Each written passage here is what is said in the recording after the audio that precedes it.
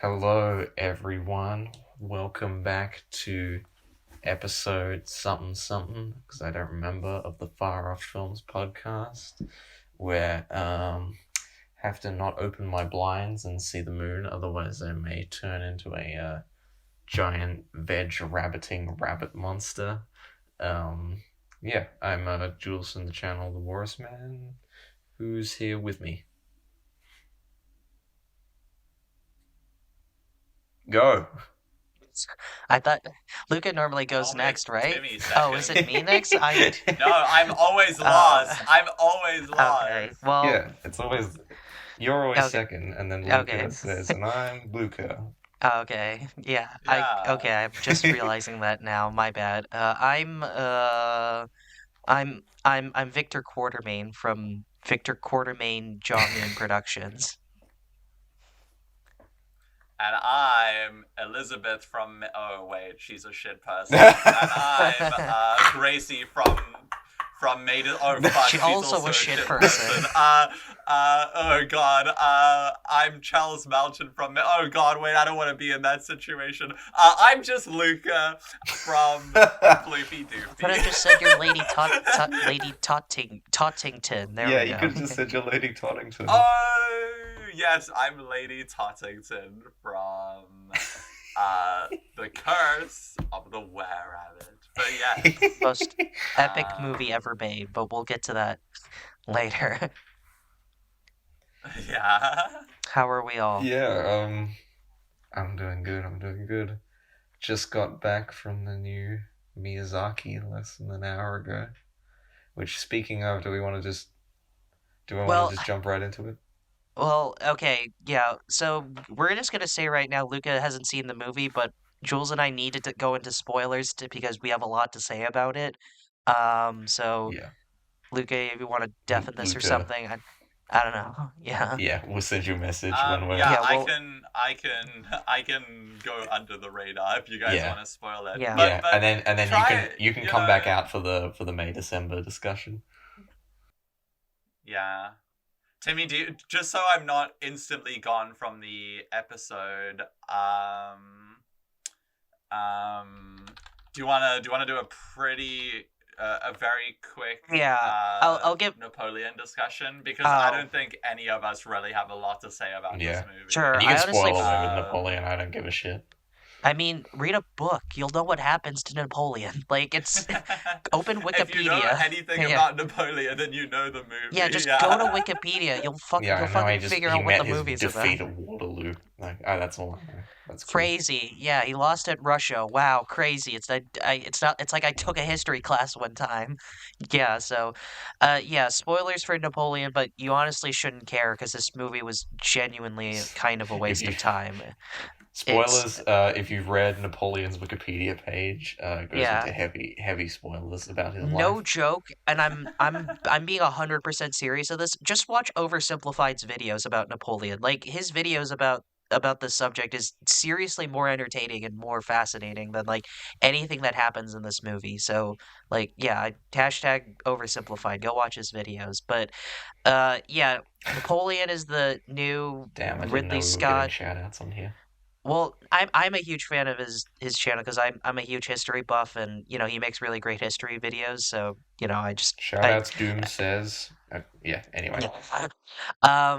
Yeah, it's the new Ridley Scott joint, the new Scott Productions, and yeah, it was about as what I was expecting. It was just a bunch of. It was two and a half. It was like how long was it? It was like almost 3 hours, wasn't it? It was like 2.5 hours or something, maybe longer. 2.5 And I hours. like barely. Honestly, I have never been so glad for arriving 20 minutes late to a movie. Yeah, because like you missed nothing. Because it was like I was just sitting there and I was going, Yeah. what is the point of all of this? Like, is the point just purely because like Yeah. Ridley Scott wanted to show battle scenes? Like, was that it? Because that just seemed like the whole purpose of this movie. Probably. And it's like, and like, yeah, okay, sure, But that's like even then, cool. like, But yeah, sorry, go ahead. Yeah, yeah, like I agree. Like I agree that the battle sequences are cool and they are well like directed and presented to a certain extent.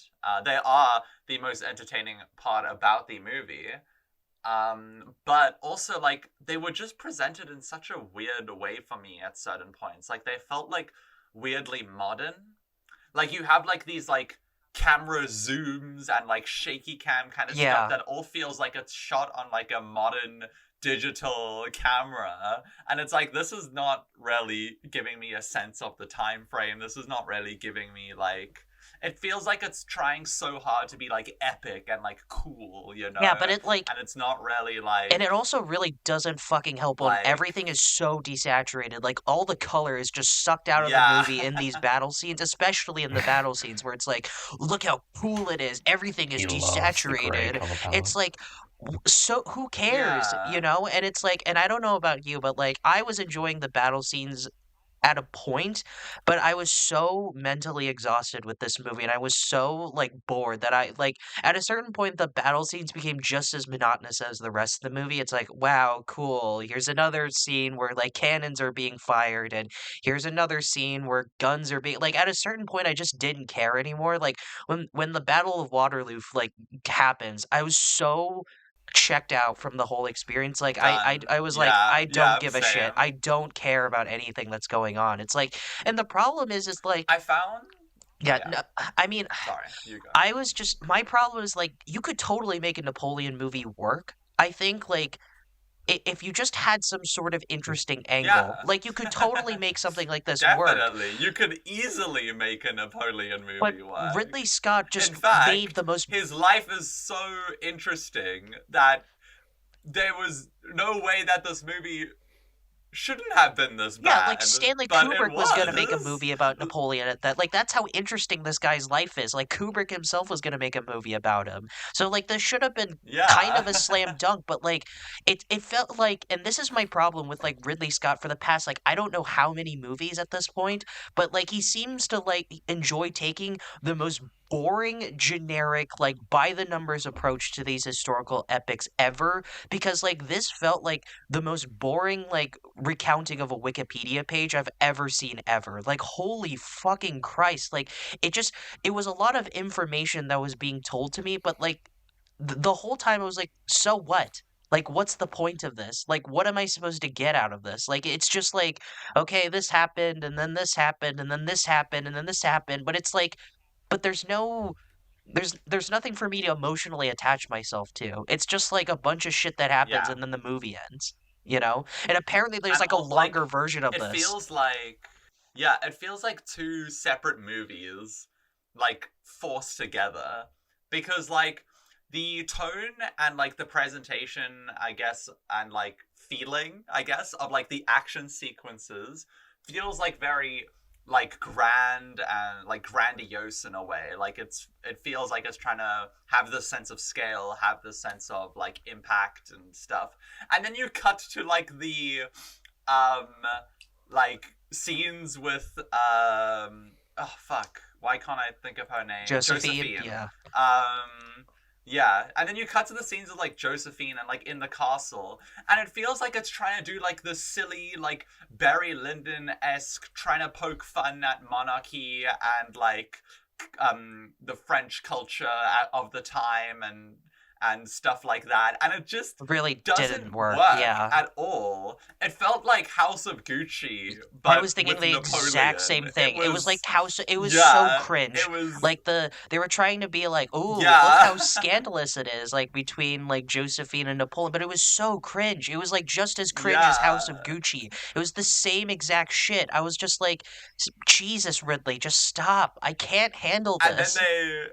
And then they end off the movie with, like, a little poem to Josephine or something, as if she was, like, a huge part of the movie, which, like, she wasn't really. Like, it felt like it was trying to balance two movies. Like, her importance was insisted about upon. Like, the sole focus...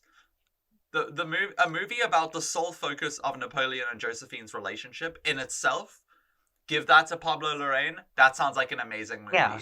A movie just about the battle sequences and him as a leader on the actual, like, war front. as its own, as a separate movie, give that to, I don't know, some random fucking guy. That sounds like a great movie. But these two movies put together, just, they were so Constantly dreadful. And, like, clashing. it was so... Yeah, it was very clashing. Yeah. And it didn't know what it wanted to be. And it was, like, you can't go from, like, showing Napoleon as this badass, like, military director who's, like, the best fucking war director ever, can win any battle, like, is super stoic and, like intelligent, and then cut to him in the palace, like, being an absolute goofball and saying, like, the cringiest dialogue imaginable. Like, that could work, maybe, but the movie wasn't leaning itself into parody enough, and it wasn't leaning itself into its grandiose nature enough to like work. So it was just muddled and messy and, like, yeah, it was totally just so hard to watch at points. That moment when he, like, crawls under the table and wants to fuck Josephine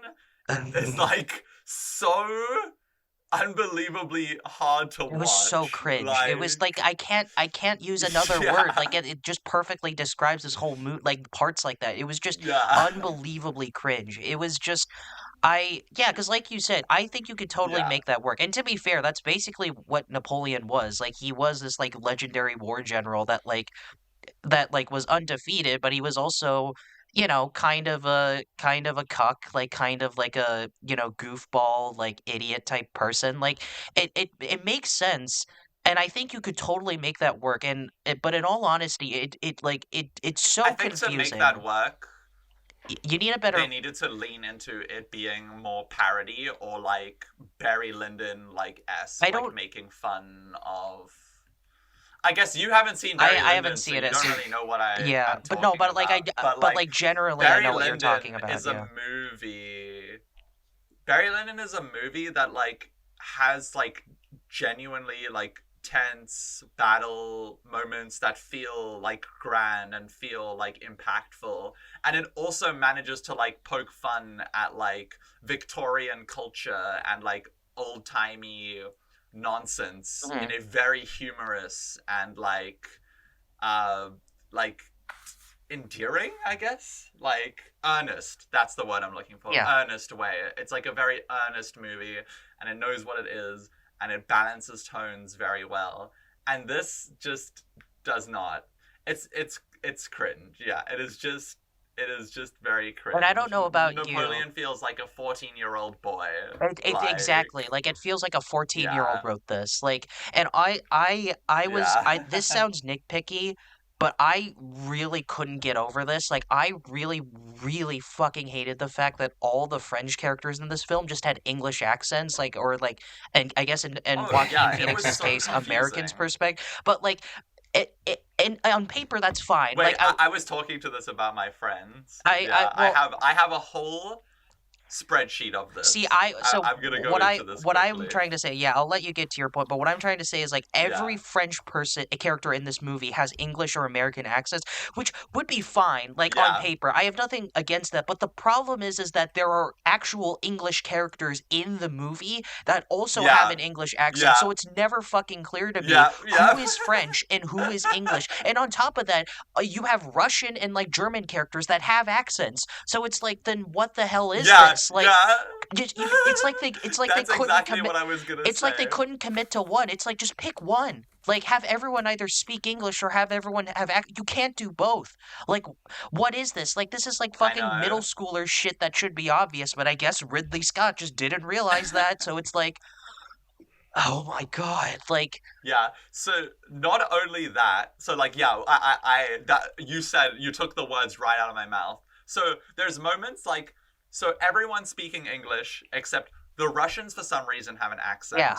And then the Germans have an accent, but there's also a point where the Germans are speaking actual German, but then there's another point where they're speaking English in a German accent. Yeah, it's like... So it's like, it's so muddled and weird. It's like, why aren't the French speaking actual French then? Why aren't the Russians speaking actual Russian then? The whole time it's I was... so strange. Yeah, the whole time And I was then- just like, did anyone give a shit? Like, did anyone, like, even stop to think about, Yeah. wait, this doesn't make any sense. Like, we need to make things more consistently clear. Did no one care? Like, at all? Like... Jesus Christ, I was Yeah. so pissed off. I was like, you fucking hack. Like, I can't believe this. Like, Ridley Scott here is going on jerking off about how fucking cool Napoleon is and how awesome the battle scenes, but then he just couldn't give a single flying fuck about, like, important consistencies, like everyone having an accent that makes sense and everyone just being consistently either English or French or whatever. It's like, Jesus Christ. Oh my god. Yeah, it's weird because all the British dudes have a British English accent, obviously. But then the French people also Yeah. have British English accents. And then Napoleon himself has an American English accent. Yeah. So it's like, what is happening? But this isn't even like an Amadeus type situation. Like in Amadeus, they also have like everyone's speaking in like a different accent, but like it's at least consistent. Like in the movie, no one gives a shit about like historical like accuracy or like connection. What matters is that everyone gives a good performance. So like they don't take the accent into consideration because like what matters is selling their characters.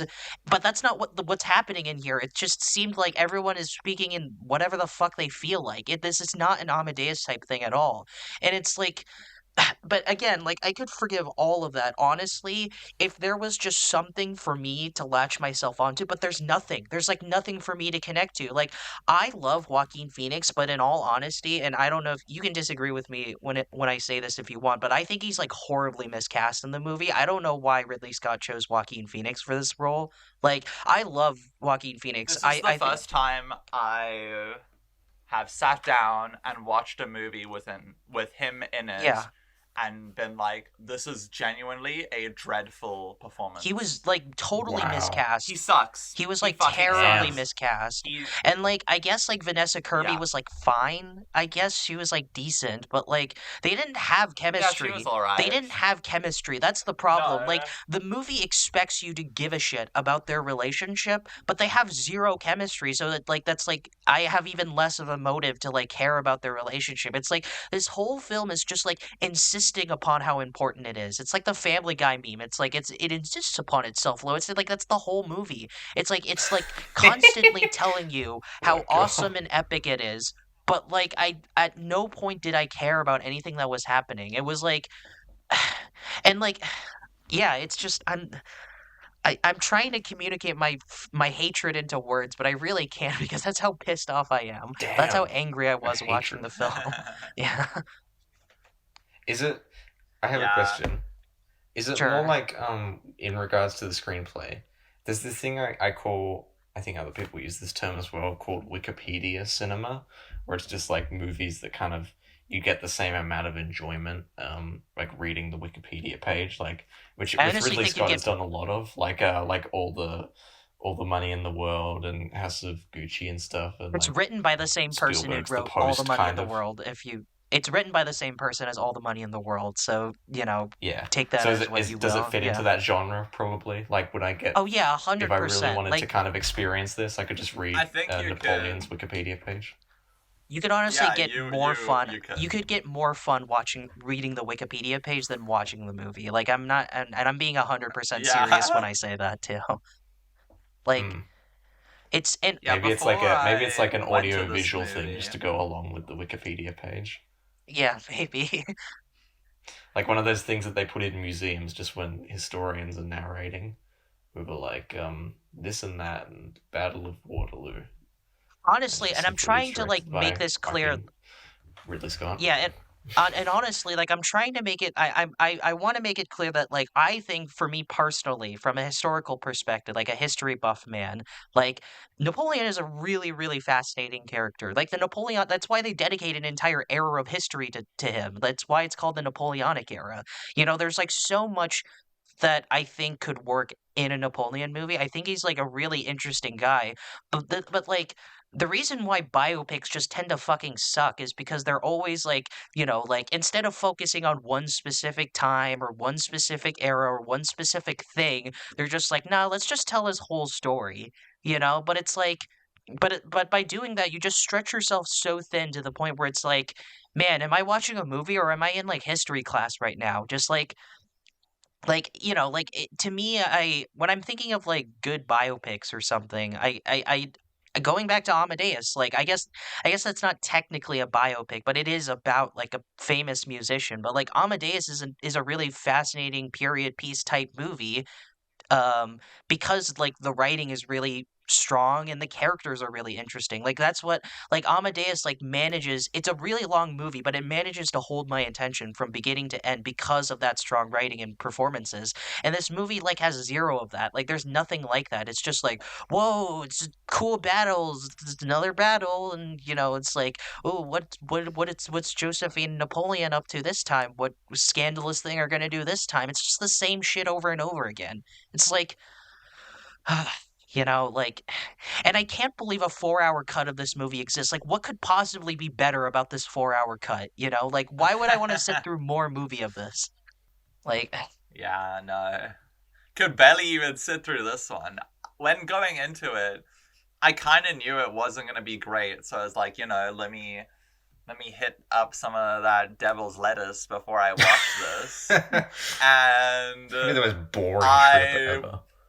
it sounds like the most so boring. bored. I nearly fell asleep. I was like, God damn, that was really tough to sit through. I was like, my goodness, yeah, very boring. Yeah, I don't really have anything much more to say, and we should probably move on anyway. Honestly, one small little thing. Yeah. I feel like the way that they used violence in the movie was just also very gratuitous and unnecessary. Yeah. That's Ridley Scott. I don't need to see horses getting blown up and their guts flying over the screen. Yeah. Like that is just unnecessary. I don't know if you agree with me this. I don't know if you agree with me on this, Luca, but I thought that battle was so pitch black. I literally couldn't see dick the entire time. I was like, "What is going on?" Like I couldn't see what was happening most of the time. Yeah, that was the they brought point out where the Game I of walked into Thrones the lighting. movie. It really did. It was like some Game Yeah, of they Thrones did. lighting where it's like I couldn't see what was happening half the time. I was like, "What is going on? Like who's who?" Like I get that it's trying to go for I mean, I don't even know if it's going for realism because apparently Ridley Scott could give a rat's ass about like historical accuracy. Apparently, like he just doesn't give a shit. So it's like, so if he's not going for realism, if he's not going for historical accuracy, then like why did you try to make like I just don't get this movie. It's like, okay, fine. You're not trying to be historically accurate. You're just trying to be cool and epic. Fine, but it's like, can I at least see the cool epicness? Like, why did you make the lighting dog shit? Like, why can't I see anything? Like, I think he doesn't give a fuck anymore. He just likes filming cool shit. Do you know he's 86? He's almost 90. He's like an older version of Zack Snyder. He was born closer to the American Civil War than today. He's like an old version of Zack Snyder, where it's like seems like all they care about is just like, whoa, look how cool this is. I mean, like Ridley Scott makes better movies than Zack Snyder, but it feels like the same kind of thing. The difference is that Ridley Scott just like doesn't really give a fuck. I think he just likes directing movies, especially the big historical epics. That's why he's just like, yeah get a writer. I don't care. Just I want to film some cannons and shit. I'm just glad that he didn't respect that. I'm just so glad that he didn't end up directing Blade Runner 2049 though, because like if this is any kind of sort of if like his past like 10 movies are any kind of indicator, that would have been ass. Like Alien Covenant was such a piece of shit. Like why would I want that guy to make a sequel to Blade Runner? To be fair, the Blade Runner 2049 had the 2 writers on it from the original movie come back, so okay, well, it wouldn't have been as good, but it probably would have still been a pretty good movie. Yeah, but like Denis Villeneuve is like a better director than Ridley Scott. He honestly like makes more visually interesting movies than Ridley Scott anyway. So it's like, yeah, just like just to do Control F. Like if this movie was directed by Denis He's Villeneuve better than Luca instead, I would have. Guadagnino as well. It probably would have had better French if Denis Villeneuve was like directed instead. Because isn't he also French? He's like Canadian French, but like He's still a like. French Canadian. Yeah, so it's like I just don't understand why. I guess I can kind of understand why they didn't get like because they wanted star power. That's probably why they cast Joaquin the Joker Man in this, because it's like, look, it's the Joker Man. We'll go see this. But it's like I don't know. Couldn't we have at least made like the side French characters French? Like, is that too much to ask? Like, I. I don't know. I'm done talking about this because if I continue talking about this, I'm gonna blow a fuse, and I really just like am trying to keep my sanity to myself. So yeah, I'm ready to get into ratings, Luca, if you are. So Yeah, 4 out of 10. Just boring. Just boring. yeah, 6 out of 10. I didn't see it. Yeah, and I'm giving this one a 3 out of 10. And I'm being generous when I give it that rating. Like I was so close to giving it like a 2. Oh, But then I was oh like, wow. okay, I gotta give it some credit because it does some things like competently. So like I was like, the 3's the highest I can give it. That's the best I can do. So Yeah, some cool action here and there. The last shot, as goofy as the movie ends, I did kind of like it. Yeah, 4 out of 10. yeah, Mm, this yeah. really is the I year still of may like see it. this really is the year of critically acclaimed directors making boring movies. Because like M Night made his boring ass horror movie, and then Scott made his boring ass movie. It really is the year for good M. directors. Night made a movie? Yeah, Knock at the Yeah, he Cabin. made Knock Oh, at the yeah! Yeah. Yeah. Yeah. The movie that we talked about, but then we lost God footage damn, of. I So, forgot about that. well, we lost footage of that one. Remember, we had a whole discussion about it, but then we lost Oh we lost yeah. all the footage. Yeah. So, but speaking of the opposite of that, Jules and I saw The Boy and the Heron now, or unless, well, actually, do you want to talk about May, December first? I'm happy talking about whichever one first. No. You guys do this one Do first. this boy Okay. and the Heron thing.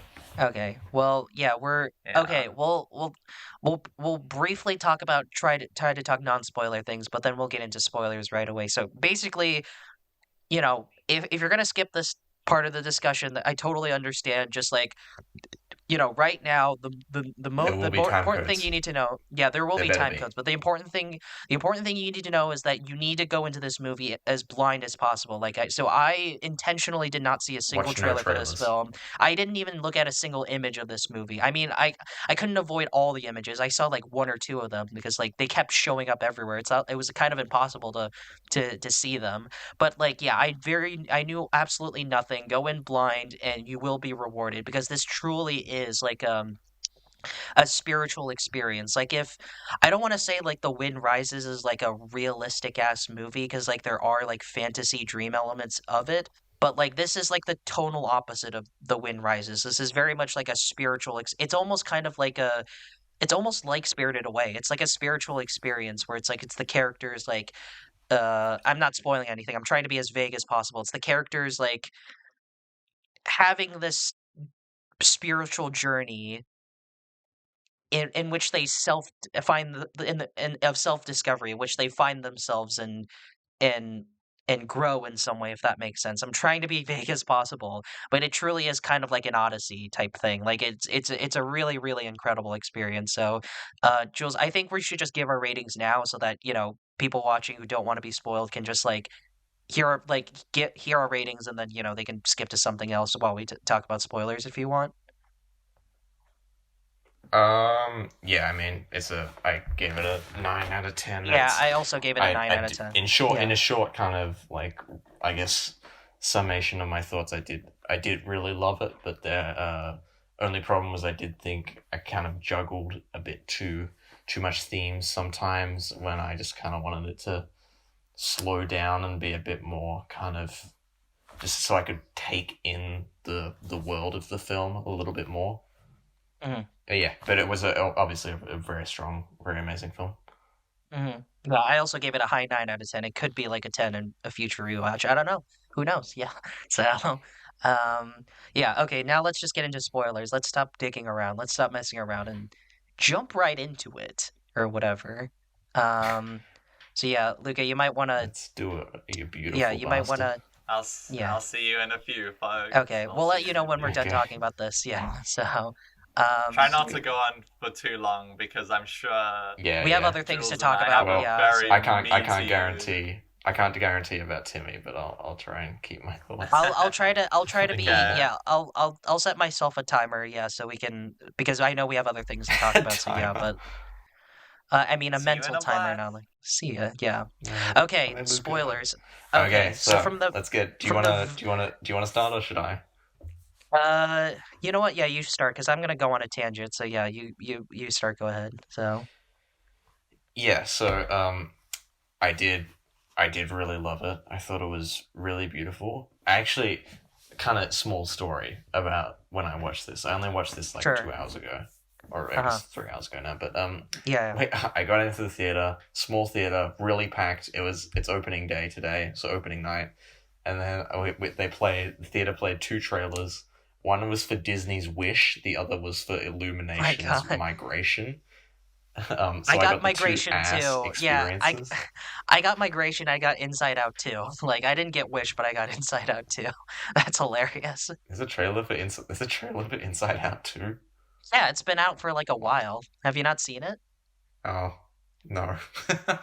Yeah, Well, yeah, there you yeah. But go. Yeah. anyway, and then you know, like the lights go down, the curtain opens and stuff, and I had this like really profound thought, like, oh fuck, I'm about to watch a new film from like one of the great kind of Goats. auteurs, one of the goats, Mhm. and in my lifetime in the cinema, and that's really exciting. Like I hadn't fully confronted that thought until now, and then that opening came up, and I was like, my goodness, and and then it was just like a roller coaster of emotions.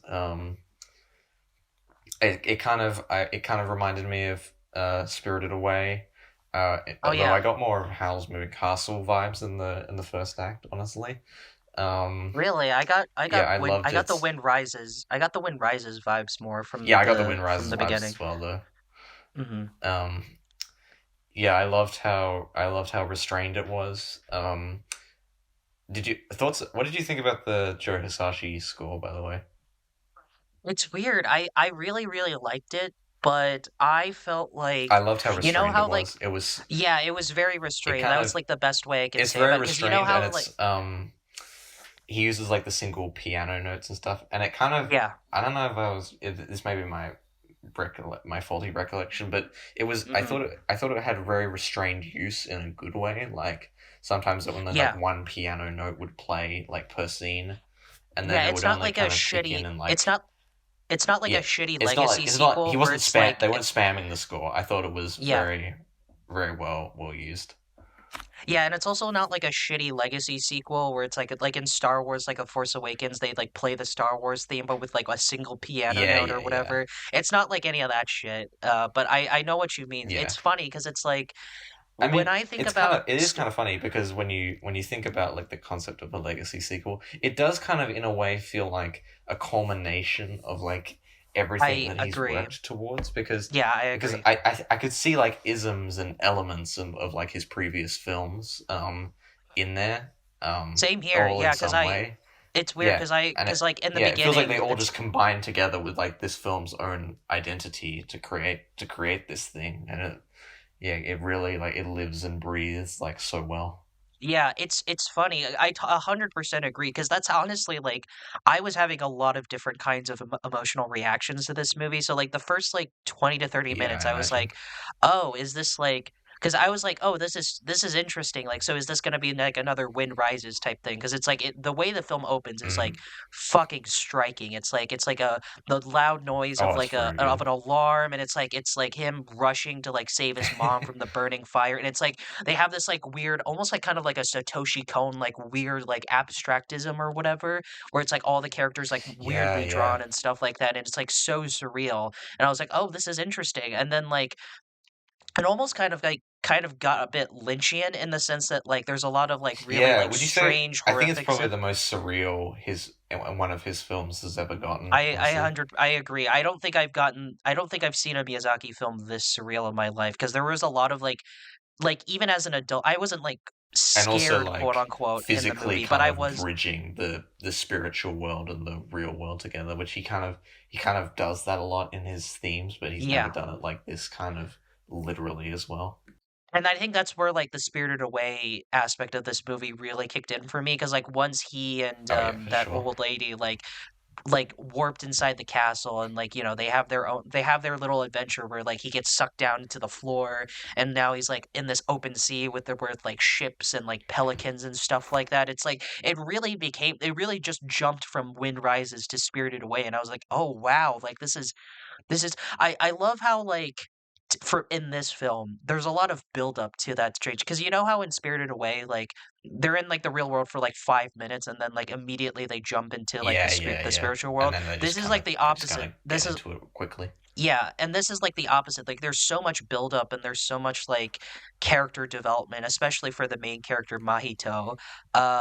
And like because like what they're trying to focus on is making all the characters in the game like feel like real fleshed out characters before you finally push them into this like spiritual world adventure type setting, you know, where like it's weird. It's like it and this is where for me it almost becomes kind of like one of his more like sweeter, quieter movies, like a Kiki or a Totoro for me. Because like I think Mm. I mean you could say this about a lot of his movies, but in this sense, you can take this as literally or as metaphorically as possible. This whole film, like you could see this as an actual like Alice in Wonderland type shit, where like the main character is sucked into like a fantasy world filled with like conflicts and weird creatures and blah blah blah all that stuff.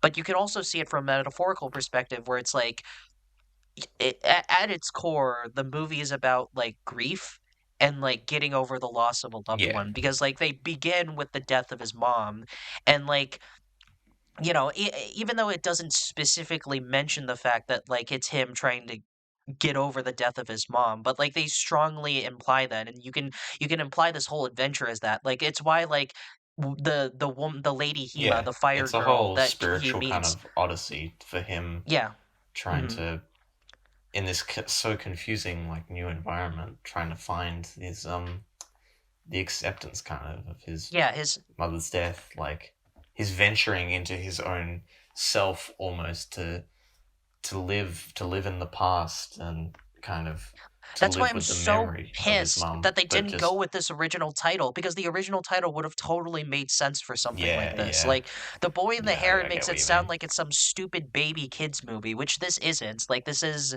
I mean, I guess I could say kids could still I watch mean, this all movie, animated but it's movies like, are for babies, but yeah, that's true. All animated movies are for babies. Yeah, no adults yeah, allowed. it's kind of funny because I was having the friends I saw this with were like, "Damn, is this like really like a kids movie?" Because there's quite some Yeah, like gory scenes, kind like when he of. hits himself in the head with like the rock. It's quite bloody. That was shocking. I was Um, like, whoa, what the? Like, I was like, I yeah, I did was like, not see oh that my coming. goodness.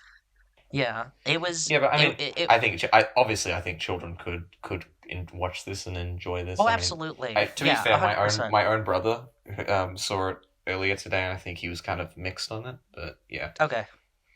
I mean, I think children are obviously very capable of processing like mature stories, which I'm glad Miyazaki kind of understands because his Yeah. movies are kind of like they're very carefree, but also they're always they always kind of deal in these kind of mature themes, like in I was gonna Totoro say, I think and the best way to Spirited Away and stuff, describe which is something I've always.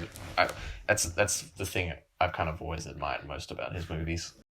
yeah, I think the best way to describe Miyazaki's movies is that they're mature kids movies in the sense that like because when we Yeah, think about yeah. what's mature, we think about like, oh, how like But also, a cool or kid could edgy watch or like them and really enjoy them.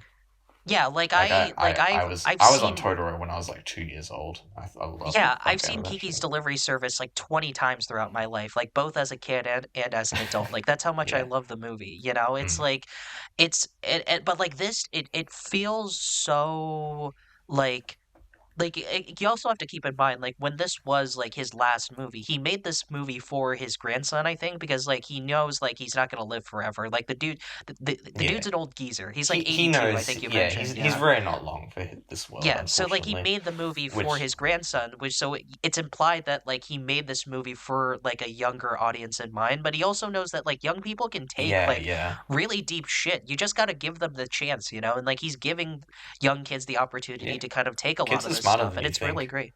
It's really smart. It's a very clever, very like thematically rich movie. Like I was so satisfied with a lot of like the more mature aspects. Like I really connected with the main character. I really did. I really connected with his journey.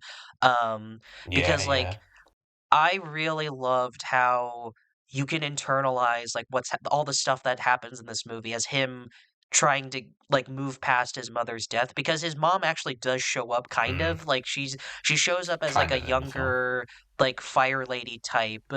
And you know, and you could also kind of view the journey as him trying to like compensate for his mom's death, because because they mentioned like I think like twice in the film that like his stepmom, which is also I think is if you it's weird like because the new mom that he has is the sister of his old mom, so it's implying that the dad is marrying his sister-in-law. It's really weird. I don't want to think too much about it, Yeah, but yeah, yeah, you can yeah.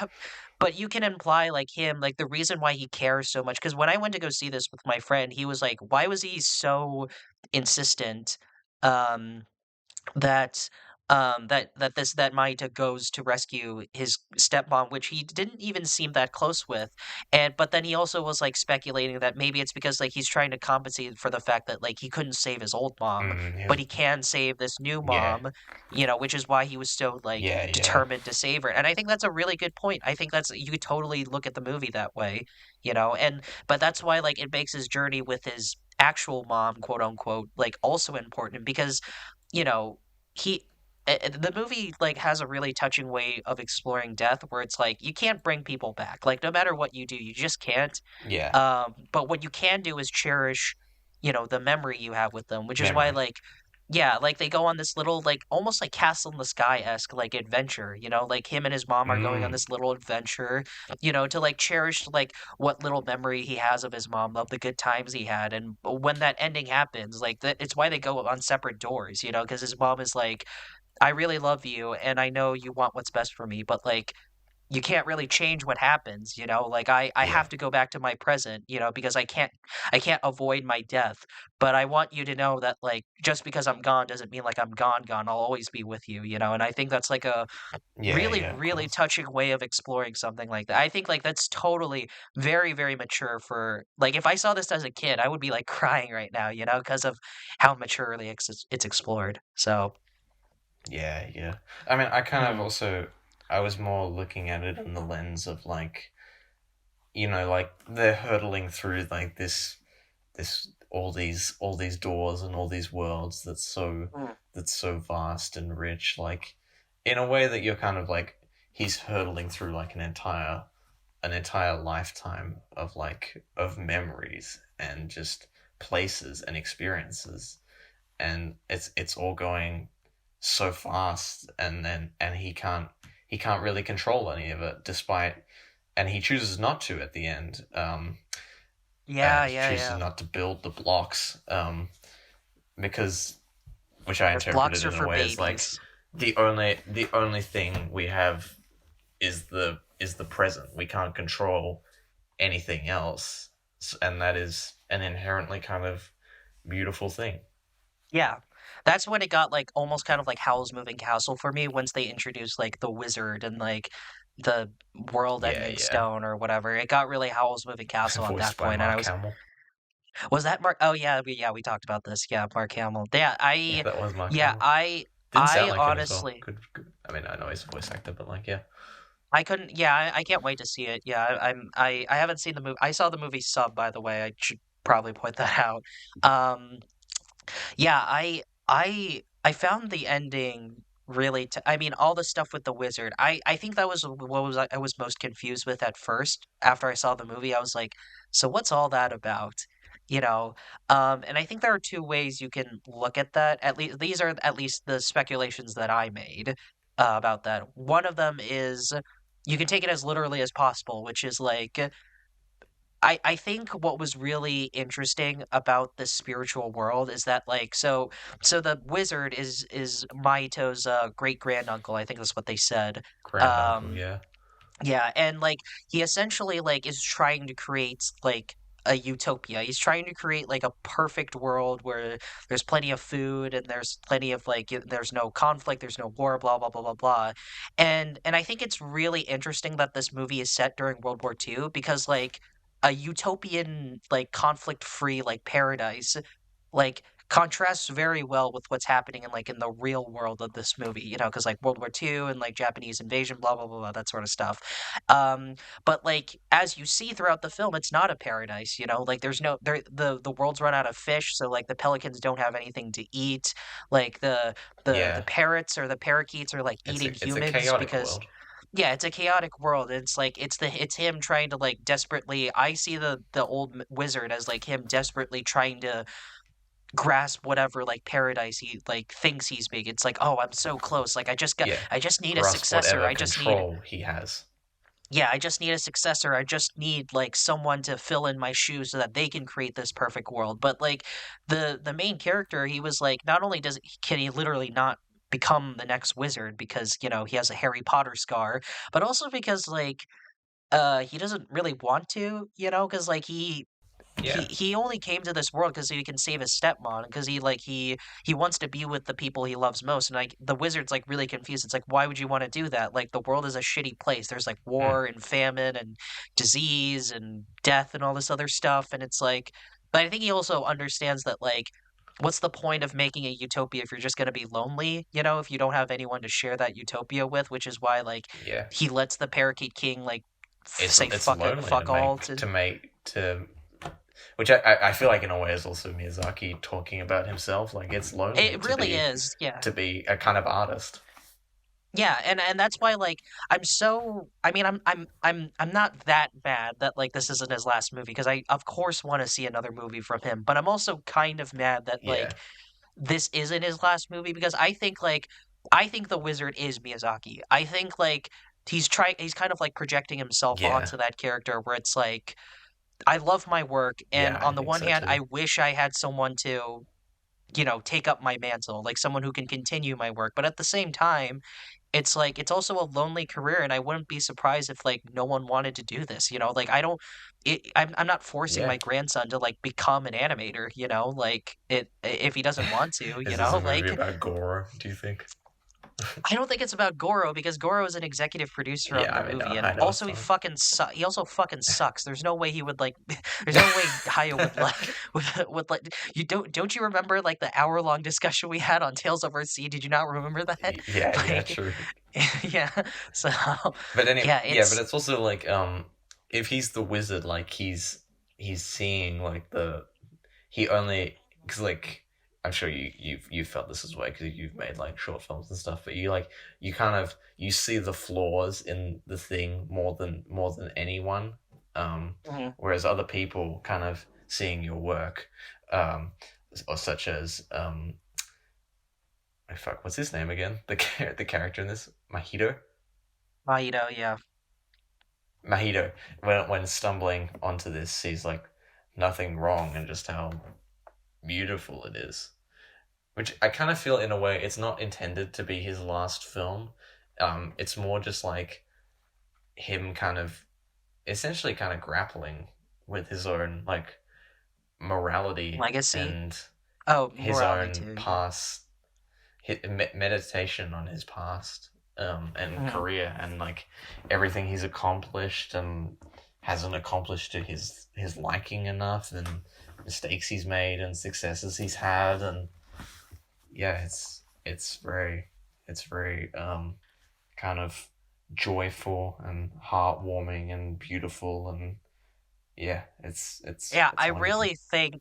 I really think Miyazaki has kind of gotten to the point where Scorsese's at right now, where like they're both like making Yeah, movies yeah, about yeah, like they're both kind of making final-esque movies because like that's what like The Irishman also was too. Like The Irishman is also kind of like a retrospective on like Scorsese's career as an artist, and like now that he's at his old age and like a lot of his friends are dead or gone or blah blah blah blah, whatever. You know, it's like this kind of like felt like a similar thing where um like yeah, I think honestly this is a better final movie, quote unquote, than The Wind Rises, because like I think The Wind Rises was like him kind of coming to terms with his like status as like an artist, I guess, and then like yeah, yeah. this movie is more kind of like it's like you said, is more like a retrospective on his morality and more like him looking back on his legacy, where it's like you could view The Perfect World as Miyazaki's filmography, like him looking at all the movies he made and just like, Yeah, wow, all this stuff is really awesome. I love all the stuff that I made, but at the same time, I can't really continue making all this stuff forever. So like instead of like pawning all this off to like a successor, I'd rather just kind of end it here, like it's like if this is the my final outing, then like so be it. Now, obviously, that didn't happen because he's still making another ass movie, he's still but alive. it like, Yeah, yeah, he's still alive and he's still making another movie after this. So who knows? But I just think that there's so much. And I feel like we're just barely scratching the surface too. I'm sure, like, if we saw this again, like, there would be so much more to discover, oh, I so will much see it more to again. like. Yeah, I'll be seeing it again too. There's so much, like, there's just so much meat to this film, like a lot more than I was expecting, honestly. Like, I was not expecting so much surrealism. I was not expecting so much like depth. I was not expecting so much like just so much Mm. stuff. There's so much stuff to unpack. But I'm happy that there's so much stuff to Yeah, unpack. it So feels so familiar and new at the same time. Like it mhm. feels like a Miyazaki film inherently. Like there's a lot of Ghibli-isms in it, but he's very much experimenting with and sort of trying out new ways of making the shit. Yeah, exactly. Yeah, oh man, I couldn't I just love this movie. I really cannot understate Yeah, how much same. I love this film. Yeah. Um anyway, I I'm think we gonna be should end thinking it here about this because for like yeah, a very long time. I'm already working on my video essay about this film right now. Like that's how like into it I was. Yeah, Like the moment I I was just got kind of home, I was sat like yeah. It took me like an hour and a bit to like complete my writing about it because I was just like, God, what? This is such a like a it's such a I hate using the word deep, but it's such a rich like film. There's so much to unpack and so much it leaves you with. it's a really Like delicious when it chocolate ended, cake. I This is was a chocolate cake of a movie. yeah, Yeah. exactly. When it ended, I was like, oh my goodness. And that was also like the ending was very sudden and as well. Yeah, but the ending is also And it's like, appropriate oh too, my It's like yeah. I mean, it was it's like appropriate as well, like because yeah. yeah. He kind of he remembered, but he forgot and just kept living. Um, Yeah. and It, yeah, it almost like felt like the same kind of ending to Spirited Away too, because Spirited Away also had like a similar ending where it's Spirited Away. like Yeah, yeah, yeah. yeah, because like the character, the Haku tells Chihiro just forget about this world. Like everything that happened, just forget about it. Just continue on living. Like you're gonna forget about this world. Um, like a lot of similarities, more than I was expecting to Spirited Away, because like when the Mm, Heron like like his final words to Maito is like just forget about this world. You're gonna forget about this world, but that's not sad. That's not bad at all. That's actually a good thing, because like if you forget about this world, then you can just like move on to other things. You can move on with your life. You can start living, as they say. It's like it's. It's really is like a strong parallel to Spirited Away. Like honestly, I kind of want to watch Spirited Away again now that I've seen this, because it's such a strong yeah, parallel to that film. Yeah, I feel like they would make like a great kind of like double feature. double feature. Yeah, I agree. Yeah, because the honestly, the main character kind of reminded me of Chihiro. I mean, not in the exact sense they're the same character, more just like they're kind of undergoing the same type of journey, if that makes sense. I guess it's kind of hard to explain. Oh, Yeah, and yeah, I I get what you forgot to mean. mention before we should probably stop this at some point because how long have we been talking about this movie? Like half an hour or something? Like, Like I don't know. yeah, yeah. Um, It's I okay. I'm one thing sure you Luke is mentioned. really cooking up something good for May, December. Yeah, so one more thing. You mentioned like why like you didn't really get my like so and I wrote like a joke review for my film because in all honesty like I had so much thoughts I couldn't cram them into one review and I'd rather just save that for like a video essay. Yeah. So I just wrote a joke review. Yeah. But it is almost kind of like Suzume in the sense because Suzume was also like a similar journey where it's like because like the main character lost her mom and like she didn't really like fully get over that and there are lots of like doors like transporting them from one dimension to the other and it's like almost like a spiritual journey True, of her like true. trying to like come to terms with her mom's death and moving on and like living like the rest of her life blah blah blah all I that sort mean, of stuff. yeah. Just the only I guess difference they're is that there are similarly birds in this themed, one. but they're very. I think they're very different movies.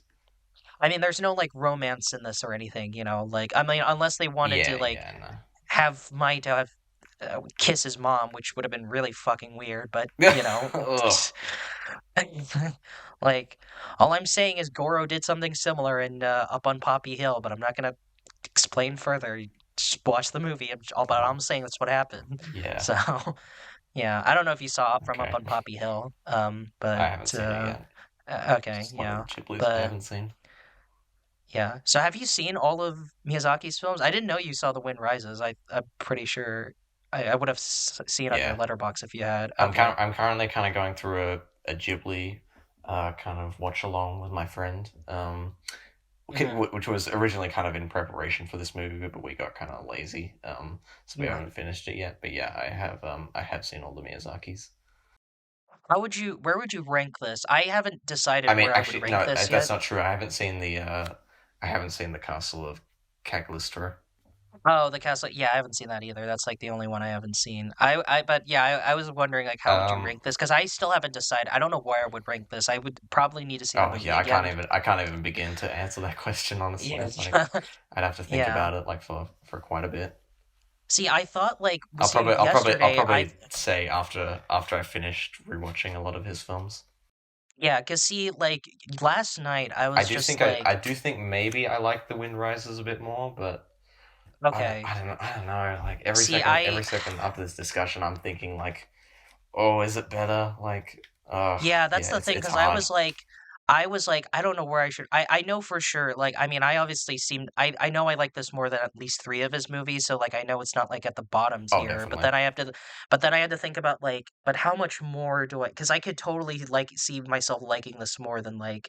I think I do like this more than The Wind Rises, and I love The Wind Rises. I think The Wind Rises is an excellent movie, but Oh, of like you said, course. but I also have to think about like what The Wind Rises did very, very well, which is a lot. So now I have to think about like, it's a tough thing to think. It's like ranking his movies is so fucking difficult because it's like it just Yeah, depends.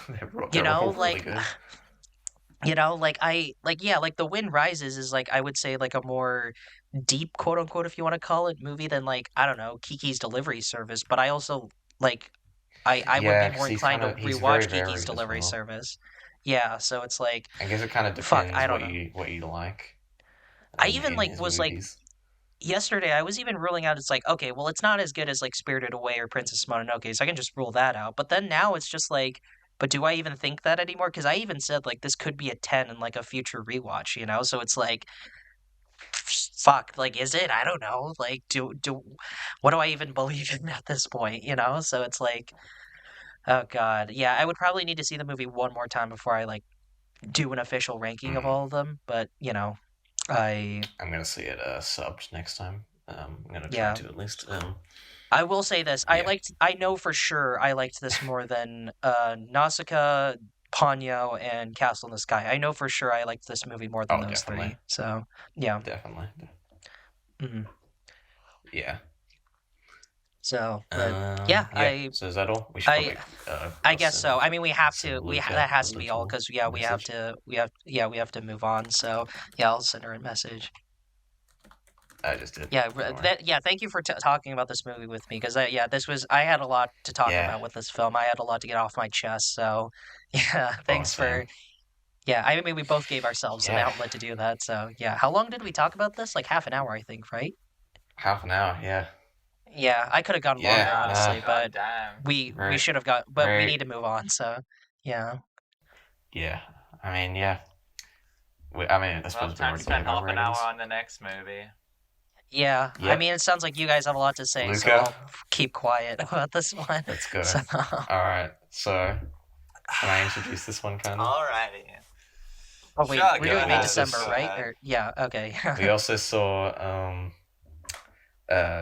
the new film from Luca's recently discovered, thanks to me, favorite director, Todd Haynes, who we talked about my favorite film of his, Safe, in a previous episode. Yeah, and yours. And yes, this is his new film. Was very hyped for it. Should we? Fuck it. Yeah, but in short, it's about a pedophile. Whoa, I mean, it's whoa, almost whoa. 2 hours. I wouldn't call it Spoilers. short, but yeah, also Spoilers. spoilers. Yeah. Spoilers. Spoilers. Okay, go. Yep. I mean, you should know we always spoil by now. But anyway, yes, it's about a actress called Elizabeth Berry, played by Natalie Portman, coming to visit this this couple played by Julianne Moore, the Haynes regular, and Charles Melton from Riverdale, who were kind of, both their characters were in a very, very taboo kind of relationship, because It's an Charles understatement. Melton's character, yeah, taboo. Basically, Julianne Moore sexually abused Charles Melton's character, And then married him. and then married him and had three kids with him. Yep. And Yeah. it's a very, very, very fascinating, amazing film that I very much enjoyed. Yeah, Luca, Timmy. Yeah. I think I should go first, um, honestly. Yeah. Yeah, Maybe you should go first because me and Jules are gonna go off. Yeah. yeah. I could Honestly, I guess yeah, mine as well. Yeah. Yeah, it was good, I guess. It was good. Yeah, my, the way I was feeling, the way I was vibing with this movie is honestly kind of the same as how I felt about Carol, where it's like, yeah, I guess this is a good movie for sure. Like, I there are good aspects about it. It's a very well made film. The performances are great. Like the music is great. It's decently well shot. It's just like there's a lot of good things about it. I guess like I was just struggling to really connect with the film. I was just like it feels like I was just kind of more just like I was like passively interested with what was going on. Like in all honesty, it I guess it kind of is a disrespect, but it honestly felt like an art house Lifetime movie, because like the subject of this movie feels like it belongs in like a Lifetime movie or some shit. Um and it's obviously better made than a Lifetime movie, but it's like I I guess the whole time I was just like, okay, like that was all I was thinking. It's like, okay, that happened and this happened, and I was like, I think there are good elements. I totally understand why people love this. I totally understand why people are connecting with this, and like I can't deny that. Like the performances are really strong. That's like the best thing I can say about the movie. But yeah, it was a lot of like lack of connecting with the film. It's like very similar to Carol, where it's like, yeah, this is a good movie, but that's it from my end. It's like, in all honesty, also I guess I'm slowly realizing this is now just a Todd Haynes thing, where it's like the way he frames certain scenes really pissed me off. I was just like, because certain characters were just so horribly out of focus, because by focusing on one character, he's just like another character's just like horribly out of focus, and that was really bugging me. I was like, dude, just cut, man. Just cut to a different character. Like, why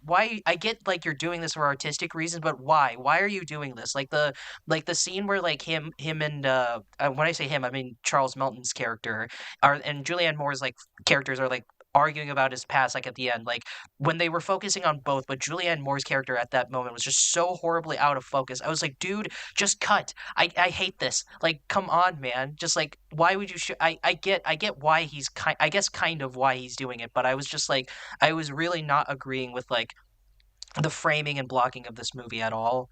But I also get that this is a Todd Haynes thing, so I can't really be that mad about it. But yeah, like, aside from, like, technical problems like that, it was just a lot of, like, lack of connection with the movie. I was like, yeah, it's good, and, like, the premise is interesting, and I wasn't bored either. Like, I should preface that right now. I was not bored watching this, but yeah, it was a lot of, like, me going, yeah, okay, good, like, so, but not a bad movie at all. So, but that's how I feel. So Luca? Yeah. So yeah. Anyway, yeah. You guys go ahead. Yeah. Oh So no. Anyways, don't let me stop you. Don't let me second ruin favorite your of the fun. year. Yeah. Oh, wow, I good for was you. lucky enough to watch this in a cinema. Yeah, I do not know what You in the stole it from world us. happened. You stole it from us. But South Africa was like, we're not going to release the new Miyazaki. We're not going to release Evil Dead Rise. We're not going to release this. We're not going to release that. Good But for you know what you. we will release is May, December. And honestly, sure. Because I am delighted that I got to watch this in the cinema. Yeah, like Jules said, Todd Haynes is a newfound favorite director of mine. He is just his work just connects with me a lot, and I love the way he makes films. And yeah, he took this sinister premise, this sinister fucking concept, and turned it into a movie. And yeah, it's a movie that makes you uncomfortable. You're not supposed to be rooting for anyone in this film. I guess maybe Charles Melton to an extent, but yeah, it's I very would say so. Yeah. challenging. Is that the right word? It's an very uncomfortable difficult experience. to watch, but it is phenomenal. It is truly and utterly phenomenal, and I loved it. I really did love this film. Yeah, like Timmy said, the performances are so unbelievably good. Most of the, I guess, first hour of the movie is just interview sequences, kind of, but like, it's still so engaging and enthralling, and those performances and those dialogue is like carrying everything. Like, everyone feels so a part of this little town, but also so disconnected as well. It's interesting. And yeah, like, this idea of everything kind of rooting back to Gracie, like, everyone kind of knows her, and obviously knows what she Unspoken. did. But everyone kind of just having like a weirdly moral It's like a dilemma weird kind of about it unspoken all, part because of yeah, the town. interesting kind of. setting and premise. But yeah, it is. I don't even know where to start off with, like, what my thoughts are. Yeah. Like I have. I want to dive so into my many- interpretations and like my thoughts on the film, but it's just like, It's like, where holy do fuck! I Like, where do you start? even? I guess we start off right from the beginning of this film. So you start off with Yeah. butterflies and caterpillars, and you start off with this box type text. Actually, let's go back even further. You start with the title of the film, May, December. May, December. A phrase that Which, I commonly Yeah. knew this phrase as an old-timey phrase for lesbian romances between Yeah, so by the way, for anyone unaware, Luca did not know the premise of this film Oh, beforehand yeah, no, I and went into didn't. it thinking that it was going to be a lesbian movie and said, and I quote before she went and saw it, Julianne Moore is literally me. Okay, I take back that, but I still will say that Julianne Moore from Safe is literally me, not this Julianne Moore. But yeah, I saw all these posters This of is the them bad together. Julianne Moore. So I knew the movie was about an actor coming into another actor's life because she was going to be like seeking out guidance for a role. And I thought that was going to turn into like a twisted like lesbian love story. I did not think it was going to go in the way that it did in this film. But the use of the words May December still very much applies. It is a relationship between an older and a younger woman in the sense of these two actors portraying the same person, ? Or like, you know, Natalie Portman's character portraying Julianne Moore's character. But it also works in another meaning where you can kind of interpret it as the relationship between an older and a younger person in the sense of Julianne Moore and Charles Melton's characters. The dates are so far apart. Yeah.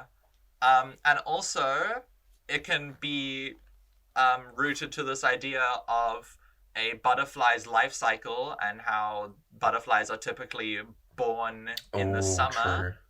True. But as the time December comes around, it's winter, so, you know, they're fucking dead. I was wondering, because I was wondering why is it called May December, and I didn't realize that. That's a cool tidbit I didn't know about. Yeah. So yeah, those are all the reasons why it could potentially be called May December. And then yeah, so you start off with this title in this like box font. Where you can see the insides of the title, and through the insides you see butterflies, you see caterpillars, and the whole opening credits uses this type of font, which I really liked. It kind of insinuates that, you know, this caterpillar, which is kind of like a metaphor for Charles Melton's character, he's still a baby, he's still in this cocoon, he's trapped in this box-like environment. Throughout the film, the caterpillars are kept in this cage, and in the end of the film, there's a shot of this butterfly kind of releasing, kind of symbolizing that hopefully he's fucking free, which I like to interpret that he does actually run away, he does escape this awful situation that he's in. When you get that kind of last shot of him crying as he looks at his children graduating, because that's kind of like the last time you see him in the film. But also, Julianne Moore says something very interesting at the end where she's like, yeah, he told me everything, and stuff like that. And it's kind of vague on what exactly he did tell her. But yeah, that could also be seen as Julianne Moore knows about Charles Melton and Natalie Portman like hooking up, and maybe Julianne Moore used that to like keep him. It is ambiguous on whether he actually stays in this relationship with her or not, this extremely fucked up relationship. Because you also don't really see the ending of that conversation that they have in the bedroom. Because in that moment she could have confronted him like, I know what you did. And that's why he was like crying at the end, because he knows he's not getting out of this, it's fucking horrifying. Yeah, it can be. And there's also that line that she says in that moment where she says insecure people can be very dangerous. Yeah. Which I guess kind of introduces us to this, because I was very surprised, because I thought this was just going to be like a straight up, like a drama. But it's also kind of just like, it is in parts like a black comedy. Like it is melodramatic. I'll be honest, it's kind of a funny film. Like I actually laughed out loud when she said, in the beginning, she like, it's like a pan in as she opens the fridge, and like she goes like, oh, and then she says, I don't think we have enough hot dogs. And then it's like a rapid cut to like, I read that line in the script, is apparently there is so many hot dogs. Yeah. Yeah, it is. It is That weirdly was kind of funny at funny. Yeah, I'll go with points. that. I don't think I had Mhm. as much as a comedic experience. I had kind of like a kind of, I guess, just like shocking It's more of a experience. morbid kind of like nervous laughter, like Yeah, it's oh like, my goodness, like oh yeah, that's like slay. oh my god, yeah.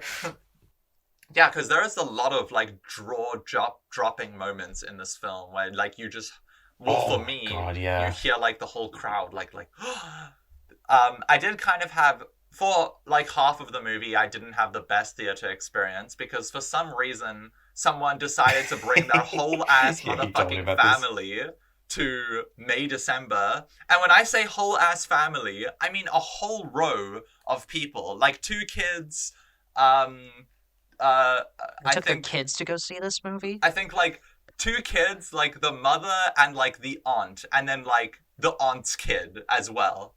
Like that is how I interpreted that whole situation.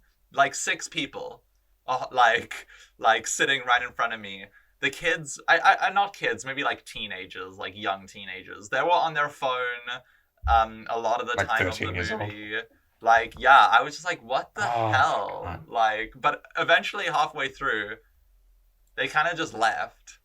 So They all left. they all got up and left. They all kind of looked at each other, and they like This were film like, ass. yeah, and then they just left. And it's like, I don't know whose What were they decision it expecting? was. Yeah, exactly. I was like, whose decision was it to go to the local cinema that only plays indie art house movies and bring your whole family and expect there to be like a nice little family outing, but whatever. But yeah, after that point, Yeah. like there's like, It's not exactly the latest Marvel movie or anything. yeah, no, Yeah, like I don't but know what they were expecting. Did they expect? I will admit that they did give some fun reactions to some of the information in the film. Like obviously, Oh really? yeah, like their gasps were pretty funny. like as much as annoying as they were in the cinema, they did react appropriately to the movie, which I appreciate. Um, Well, at what point did they leave? I can't remember I think it was like maybe like um. Wait, I have the movie downloaded already because I've watched bits and pieces again. I think it was maybe after like the weed sequence, like around there, like maybe, No, okay. yeah. Yeah. That was a pretty Oh my god, that scene heartbreaking was so scene. good. Yeah, that was That really was heartbreaking so for me. heartbreaking. Yeah, because I like will say, the even though way it was that was framed. Oh yeah, you go ahead. no, it's Finish your just a thought. brief thing, and then you can go into your thing. I was gonna say, even though I was not connecting with a lot of the film, I was more emotionally invested in like the last third of the film because like the last third is when like all the confrontation and like things were finally Shit piling up starts and to go stuff. down. Yeah, exactly. And you know, I found I will say that I think I because the whole time I was like, why is everyone like sewing over Charles Melton? But then like when that like he's almost like like a he's basically a baby, you know. It's like when Yeah, he's like confronting Julianne Moore and he's like He's so you emotionally tricked me immature. and you hurt me and all this like it's like talking to like an 8-year-old, but it like mm-hmm. it's so like haunting because one, that's when he was fucked when he was like a literal child. He was in 7th grade. And so because of the fact and because of the situation he's in, like he's never had the opportunity to like emotionally mature as a person, and like him Yeah, realizing that his like childhood and his like his innocence was robbed. Yeah, like all that stuff I was like really really invested in, and I was like, "Oh, okay, like I'm finally jumping on board," but then the movie's over. So it's like that now it's just like, "Oh, okay, well, there's that, I guess." But anyway, yeah, Jules, go back to what you were talking about. Um, yeah. Yeah. It's in that scene. It's kind of it's framed a lot like Also, by the way, the three kids acting I thought was really great. Like they don't kind of really say much or do much, but you can just tell like through like the kind of really like the subtle subtle like facial expressions they give and like the things that they say, like just what they think of their kind of parents' like fucked up relationship. Yeah. Julianne Moore's But kids yeah, that as scene well. on the rooftop, it's like not in the movie all that much, Oh, but yeah, great definitely. characters, especially like the band member. Yeah, her other kids and her Yeah. other kids and her ex-husband. Yeah, I was Yeah. like, this is really awkward. Yeah. Yeah. So Yeah. Yeah, because the way that scene is framed is like you would almost think that like they were brothers, because like Yeah.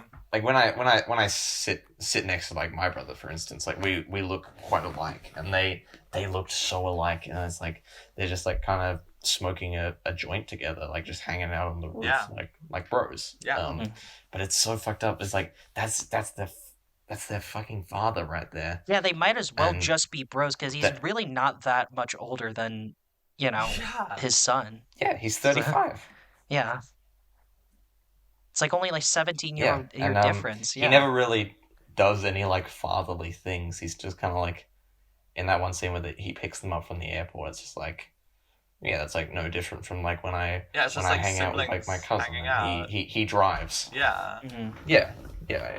Yeah, like, and yeah, Yeah, as and Timmy it's was like saying, it's almost like in that moment he kind of like fully realizes, like when he gives him the joint to smoke, he's like, I never had like a, I mean, I say this as I've never smoked a joint, but I've never kind of lived, like had like a real like a teenage experience, like a growing up experience, because my whole life was just like thrown yeah, so like unnecessarily into just this like flux, just this horrible nightmare, because of this one really fucking narcissistic, terrible person. And yeah, she's destroyed my life basically, and I can't have any of it back.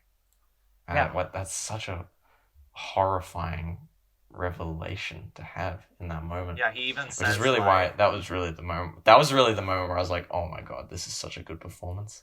yeah, he has this moment where he's like, I hope I'm not creating like a bad memory for you, and it's like, oh my goodness. Yeah. Oh my If you're god. not almost brought to 'cause tears he's- by that, that- it's like, my goodness, it's Yeah. just so Yeah. powerful. Like, And that's such a statement of his character, that like, despite it all, like he does genuinely like really care Yeah. about his kids. He doesn't want them to see him as like struggling, or he just wants to remain strong for them in those moments, because it's in what's meant to be their happiest times, which is right after or right before they graduate and stuff. Like, yeah, Mhm. and yeah, like And I Timmy guess was you could saying, like, interpret. that character is so well written and I so guess you could well performed. Like, I guess you could I interpret do love that. Robert De Niro Oh. in Killers of the Flower Moon, but I genuinely believe this is probably the strongest supporting actor performance of the year. yeah, I guess you can Easily. interpret that because he like kind of like he's like smiling back, but I'm also gonna get a crying at the delivery. end.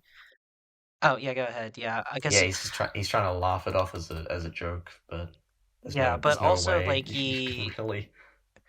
there's no escape. Yeah, I guess like I kind of interpreted at first was like, oh, him just finally being able to like break free from this really toxic relationship type shit, because now that, he doesn't have to like save face for his kids anymore because they're off to college. But at the same time, it's like you said, like the whole point of that like confrontation in the bed is like Julianne Moore is just such a manipulative piece of shit. I mean, on top of the other terrible ass things that she did in the film, but she's like so manipulative where it's like she knows she can like control um Charles Melton's character because like he has the emotional maturity of like a 10-year-old, so it's like it's easy for her to do that, and he knows like he can't really break away from this, so it's like it's kind of like a hellish environment where it's like I'm stuck in this, and I really and this Yeah. is my life, and it's like it's kind of It's a like nightmare. a It's like, yeah, it's like it's this is all a horrible. joke Like, type shit. it's such Yeah. a terrible situation. Like, yeah. So Because yeah, in that moment, like he says, like earlier in the film, like, "Oh yeah, I had to," or does she? I forget. Does she says it or does he? But he says like, No, he had to grow up real quick." Oh yeah, she says that. he says, "You're the one who seduced me," and I was just kind of like doubting that the whole time because it's like you're just manipulating him, you're just gaslighting him basically. That's what she's doing. She's gaslighting him, but because like why would Yeah, it's kind of no normal like 37-year-old would want to fuck a seventh grader, like that's not a normal thing. exactly So like there's no fucking way that this kid like seduced a when 37-year-old. he That's just says not like possible. yeah, it's like be fucking serious, bitch. Like please. Yeah, Yeah, it's you're a like in piece that of shit. it's Yeah. kind of So, it's such an interesting film because like in a way kind of it's which such as why it's so interesting to me that the film is about an actor coming to kind of stay with them for a little bit because in a way she's already acting and everyone in this film is acting like the town is kind of acting as though there's like nothing wrong and like that there's not this like majorly fucked up thing that's happened and like they're just pretending like oh yeah it's just they're just so happy together, they're so in love. And then Julianne Moore is just like acting like refusing to take any sort of like stance that maybe potentially she may have responsibility. done something wrong, but yeah, no responsibility at all. Mhm. And Charles Melton has to pretend like I'm happy in this relationship, which in a way she's kind of like trained him to do She gaslit him into thinking in that. some way. Yeah. Like when she's gaslit him basically. Like when he says like, "Oh yeah, I wanted it. Like people see me as a victim." Like that's not what really happened. Like Yeah. it's like he was most certainly a victim, even if he doesn't realize that, which is why. But I also kind of find his whole character so compelling. Is he's slowly kind of realizing that because he looks at like his dad, who's like kind of more getting towards like his older years, and because he's had kind of nothing to do for a while because all these kids have been kind of figuring out their own selves, and to be confronted with that reality at such an early age, it would like Yeah, that was a it would make disappointing thing anyone though kind of for me. I wish go they insane. I wish not they insane, but just so, yeah, I was I was you just wish there was more stuff with the dad. Yeah, I wish there was more stuff with the deck because I guess I kind of got hints of that. I just wish that there was a lot of things that I just really because despite me going deep into like the thematic issues because the thematic like deep themes because it sounded like that's what I like. It sounds like I love the movie and to an extent I did, but yeah, there were just also other things where it's like, damn, this could have been expanded more, but they just didn't do it. Like the dad. I wish there was more things because I found that really interesting, but there was just like I was just like one scene there was like there were moments where like she Natalie Portman's character interviewed like Julianne Moore's like ex-husband and then like the lawyer and I was like, oh, this could have been really interesting if they expanded it more, but those were also just like one scene, so it's just like okay, like I guess the movie has its priorities on what it wants to focus on and I commend it for that, but I just felt like there was more to be explored that I would have found interesting, but whatever. I guess I can't win them all. I guess so. You see, Yeah, I was kind of feeling it- that at moments, and like, but Yeah, by same. the Just a time like little I bit. came out of the cinema and like that ending, I was like, no, wait, actually, like everything, Yeah, this was a complete experience. yeah, everything Uh. kind of falls together kind of perfectly for me. Like, yeah, like I think there is so much to dissect in this film that it's definitely gonna need more watches for me. Like, I am definitely gonna need to watch this again and again just to pick up on everything I can because there is so much subtext there to chew on. And yeah, I This I is guess your I don't how do really. you this is your how do you live. This is this is your Yeah. Miyazaki. Yeah. I would say So, probably Asteroid City is that because I like that actually has uplifting themes. I don't really know about this, yeah, I guess so. but Yeah, and like I'm I'm looking around my room right now, and there's so many things around me that relate to this movie. I have caterpillars on my roof right now. I've got a joint next Oh, to no. me. Yeah. Um, but yeah, like I guess where I left off, we were kind of talking about that scene, and I don't really. I mean, I kind of picked up on where you guys left off, but yeah, like he literally is a child. Like yeah, like Jules said, he's smoking a joint for a first time. Like he hasn't gotten proper life At like experience. 35 years old. Yeah, Yeah. he still like watches TV every day and like collects bugs, you know? Like he is a very kind of childish-esque person. When he has sex with Natalie Portman, he's like, I'm in love with you, and and then Natalie Portman has that line like, no, this isn't anything. This is just what grown-ups do.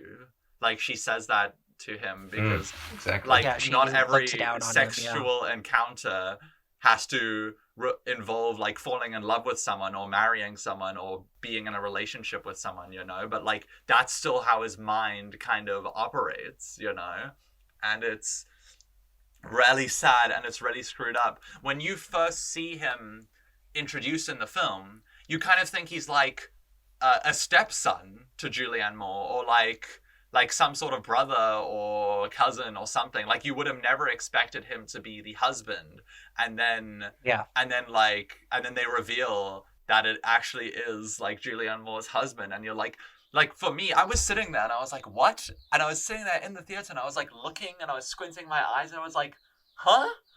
Like, and then they slowly reveal and like drip feed you all this information, and you're like, oh my goodness.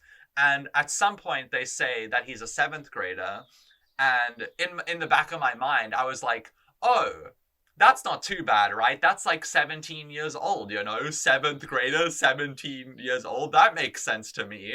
And then at some point they reveal that he was 13, and then everything was like, oh fuck, wait, no, they're Oh, actually my right. goodness, yeah. 7th grade is 13. That's not even high school yet. Oh my fuck. Like That's yeah. and they that's still reveal middle this to school, you, yeah. and That's it's middle like school. yeah, and you're like, I would have. fuck. That's like year 7. Not Yeah. year 7. Yeah, it is. Yeah, I mean, I yeah, mean, it's it is 7th 7th grade. grader, It's yeah. year 7. Yeah, it's like, but and like you kind of forget like how old like he actually Moore was is. when this situation happened, and Oh. it's like, oh my goodness, like, and the film slowly reveals to And you that how feels like screwed up something that these she's things kind of is. trained into him as well. Yeah. She says, "Oh, we didn't meet when we were 13, or when he was 13. We met when he was in 7th grade." Yeah, Just to kind of like try to because block out the memory. 7's a big number, There's I that guess. fucked up Yeah. moment where she's like, you seduced me. And it's like, Oh my Bitch. god! I Yeah, gasped we- out loud. Yeah, You it was like, fucking you, ghastly, you vile piece of shit. soul. Yeah. Yeah. You fucking... You vile Yeah. human being.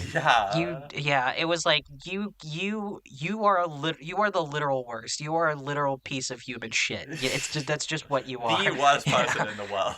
Like, yeah, like, just, Yeah. yeah. She's worse than the worst person in the world. Yeah, She is exactly. so- Yeah. She's so delusional. She's almost gaslit herself to a certain extent into kind of believing that she's done. that she's in the nothing right. wrong, Yeah, but the that she's second done she nothing said- that's gotta wrong. that's yeah. I mean, Yeah, that she's in the she's right. gotta she's But the got se- like that's how she should, like, she's justifying all this, because you have to remember, like, during that scene where Natalie Portman's talking to the lawyer, like, she literally convinced herself, where it's like, well, no, if I explain to the judge what happened, then everything will be okay. Like, I Yeah, won't get into if I trouble. just tell the Yeah. truth. Yeah. Yeah. It's And like, it's like, how delusional yeah. are you? Yeah. I want to switch over to Natalie Portman's character soon, but just one last thing about Julianne Moore. Oh yes, please. There's this one scene in the film where she's like hunting like a fox, and she like pulls up the gun and then she like points it down, and she kind of has like this realization that she's like a predator. She like is preying on like this innocent creature. And in that scene, I think she kind of like has the realization, but also not really. Like, you don't really know what happens, but in the scene she doesn't end up shooting it. Maybe she realizes, maybe she doesn't, but it is kind of like a hint at like, yeah, she did kind of prey on an innocent creature. She is the predator in this situation. She is the hunter. And yeah, very interesting imagery there. And then, yeah, then to switch over to the other side, with Natalie Portman, there's a lot of great uses of mirrors in this film. There is a shot where you see Julianne Moore Like on Persona. the one side, Mhm. and then you see Natalie Portman sitting next to her, and then you see Julianne Moore in the mirror right next to Natalie Portman, kind of like, you know, she is mirroring this character. There's obviously the moments where they're putting on their makeup, which is like mirror images. Yeah. In that last scene, That reminded me. she That looks reminded me a lot, so- which I think Todd Haynes has said. He said it was meant to be like Bergman's Persona, which I really got a lot out of. yeah, Which is also kind of interesting when you consider kind of what that film is about. Yeah. Maybe that's what you need to watch, Luca, if you wanted to get the I have original seen Persona. I've experience seen you were Persona. looking for. I love Persona. I've never seen Persona, Yeah. so I might give it a watch at some point. Yeah. Yeah. Oh yeah.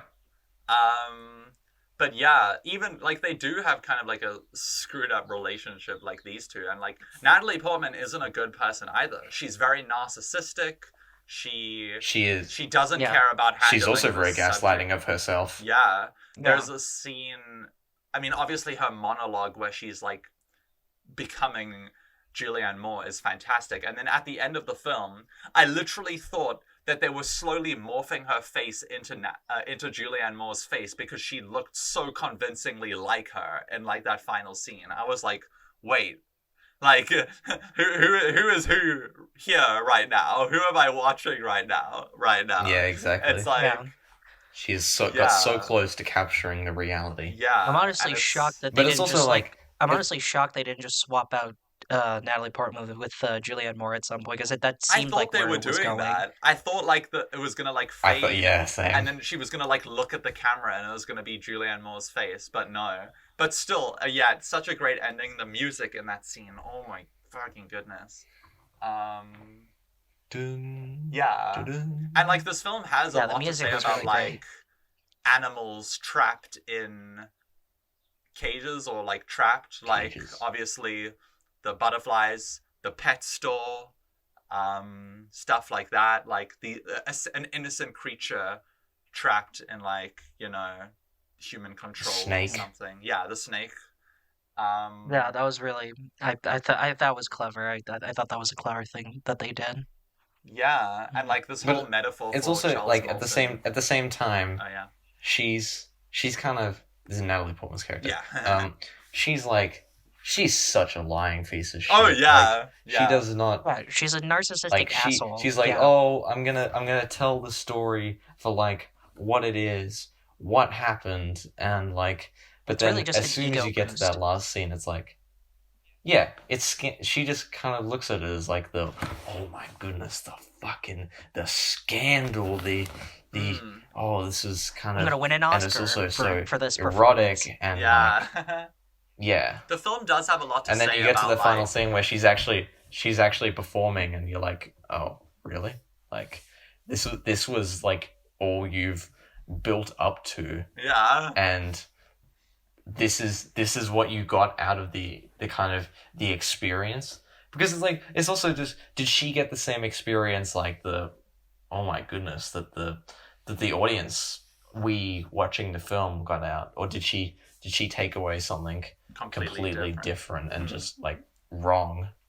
Yeah. Yeah, this film definitely has something interesting also to such a- say she has- about. She kind of reveals herself because she says in that one scene with Charles Melton, she says like, I'm trying to tell the story, Mm. like as if it's like a kind of adaptation of a tabloid, if you want to put Yeah. it in a kind of funny way.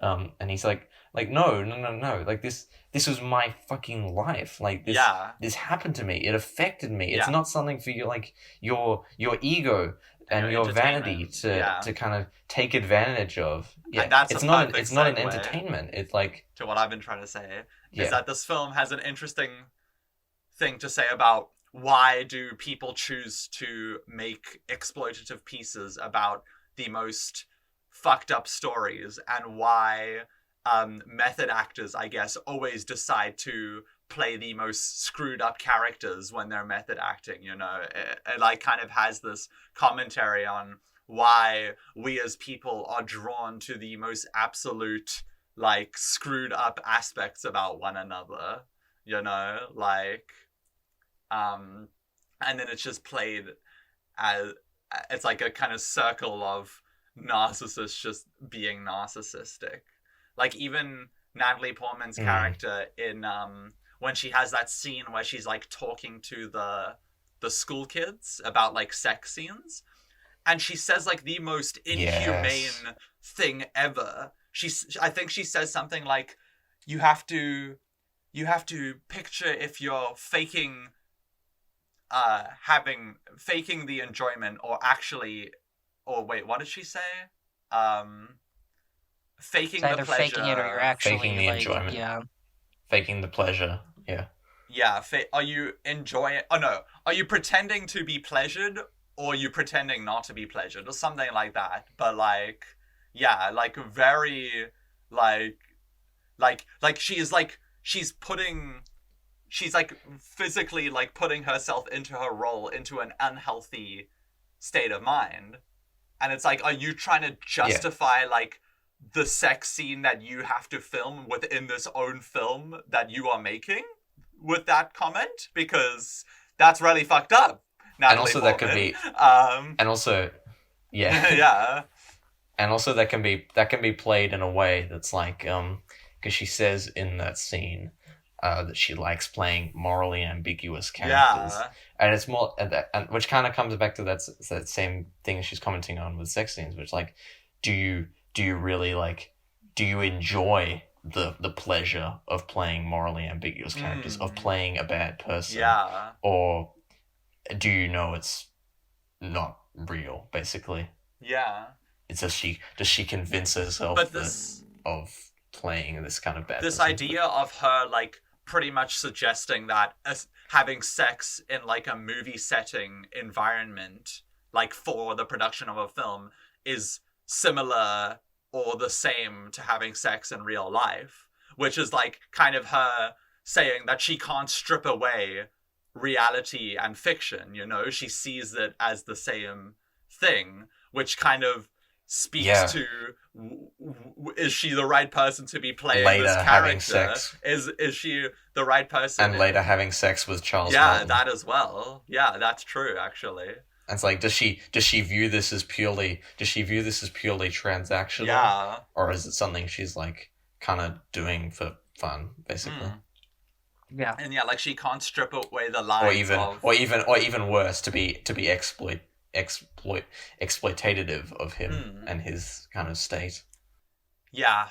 Interesting, very thought-provoking, captivating, uncomfortable movie that I really enjoyed. One of Todd Haynes' best he's ever made, I think. Yeah, definitely. Probably my third favorite. I don't know. I do love his work a lot. He's one of my favorite directors, and if anything, I'm very glad that I've finally got Luca onto his works recently, because I'm in the early stages of scripting a video about him, where I said that he's in this kind of era of kind of filmmakers who are very contemporary today, who started in the 90s. Like, everyone kind of names like Tarantino, PTA, Nolan, Fincher, but he's kind of a very underrated one, who I think is actually one of the best ones. Yeah. Enough about me dick riding Todd Haynes. He's awesome, but yeah. Love this movie.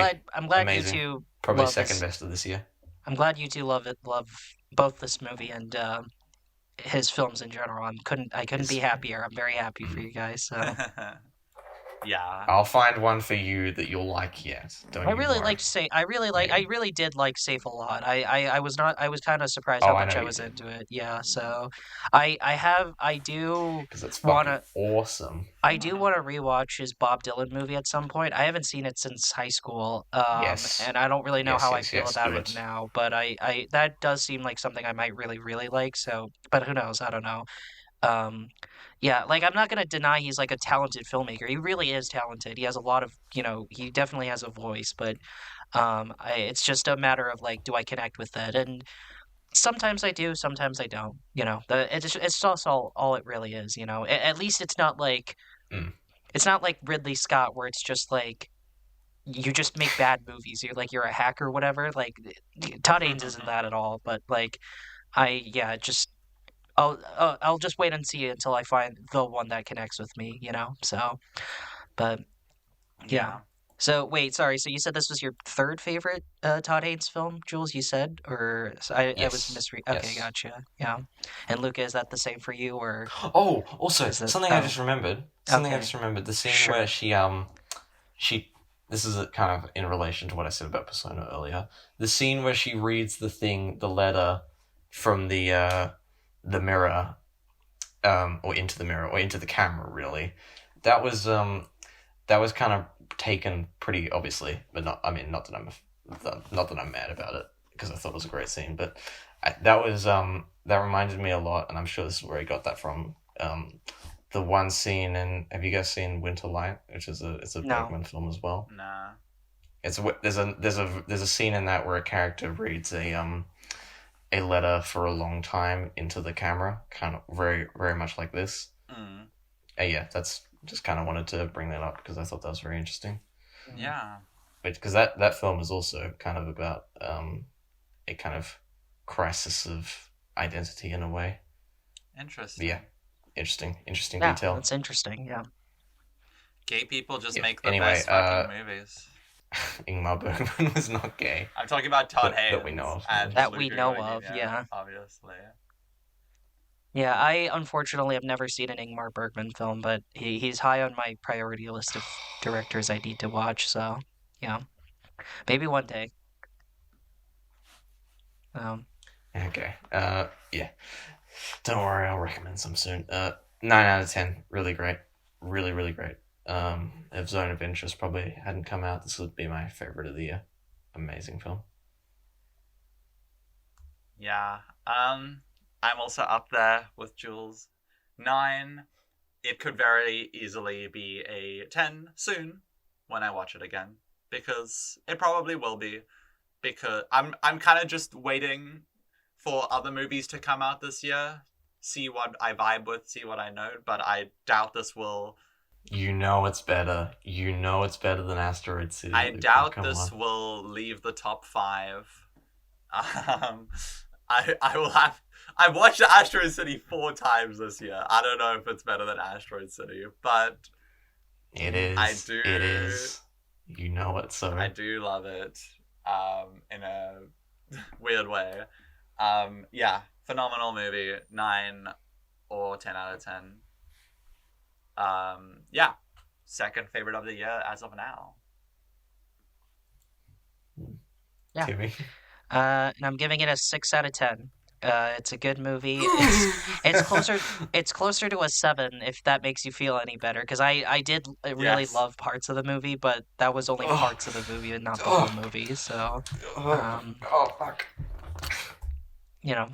There has to be more hot takes than this that I've given. It's not like I didn't hate the movie at all. I liked the movie, but yeah, I don't really plan on seeing this ever again. I doubt I'd get anything more out of a second watch. So, I didn't actually see what you did there, Luca. The thing wasn't loading. yeah. So, but What? yeah, but high 6. It's a very high 6 Nothing. movie. Don't worry about it.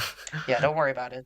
So, anyway, I guess we really should get to the recommendation. Oh yeah. Finally. Before we start that, can I think my phone will probably die soon, so I might not get the full audio of the episode. So, could one of you guys start recording a backup? I've had one recording this whole time. Okay. Okay, good. All right. All right, I'll get it. So, Do we want to talk about the short? Speaking of, Do we want to talk about the shorts first No, before we get into the no, recommendation? we don't have time. Okay. just very. We don't have time. We can just Okay, we then can No, let's we can just just get- talk about them. we can just mention. We can just them. like really rapid No, fire them. I think Yeah. we can just mention them while we talk about the thing. Okay, that's fine. Yeah, Yeah. but did you Yeah. all enjoy them though? Yeah. Oh yeah, I loved all of them. Yeah, I loved some more than Yeah. others, obviously. Like I think The Wrong Trousers is easily the best Mhm. short out of all of them. So, Yes, you are Yeah. correct. Nah. Although they're all great, I all love them. But anyway, Yeah. Wallace and this is my long. I've been talking about this literally since the first episode. Wallace and Gromit: The Curse of the Were-Rabbit, 2005, directed by the great Nick Park and Steve Box. It's a Aardman stop motion film about Wallace and Gromit as they're running. There's a running theme in the shorts that they have a kind of different business every time. yeah, I was gonna say, how many fucking and this time careers do they are- have? Like they keep switching careers like every time They're we see window them. washing. They're a pest company and a bakery Yeah. company. And yeah, they're a pest company this time, and they're kind of called into action because of a gigantic were-rabbit kind of rampaging around the town, eating all the gigantic vegetables that the townspeople are growing for their annual giant vegetable competition. Mhm. And it's personally my favorite animated film of all time. Ooh. Bless you. Bless you. Oh my god, I I'm love ruining it. your intro. Bless you.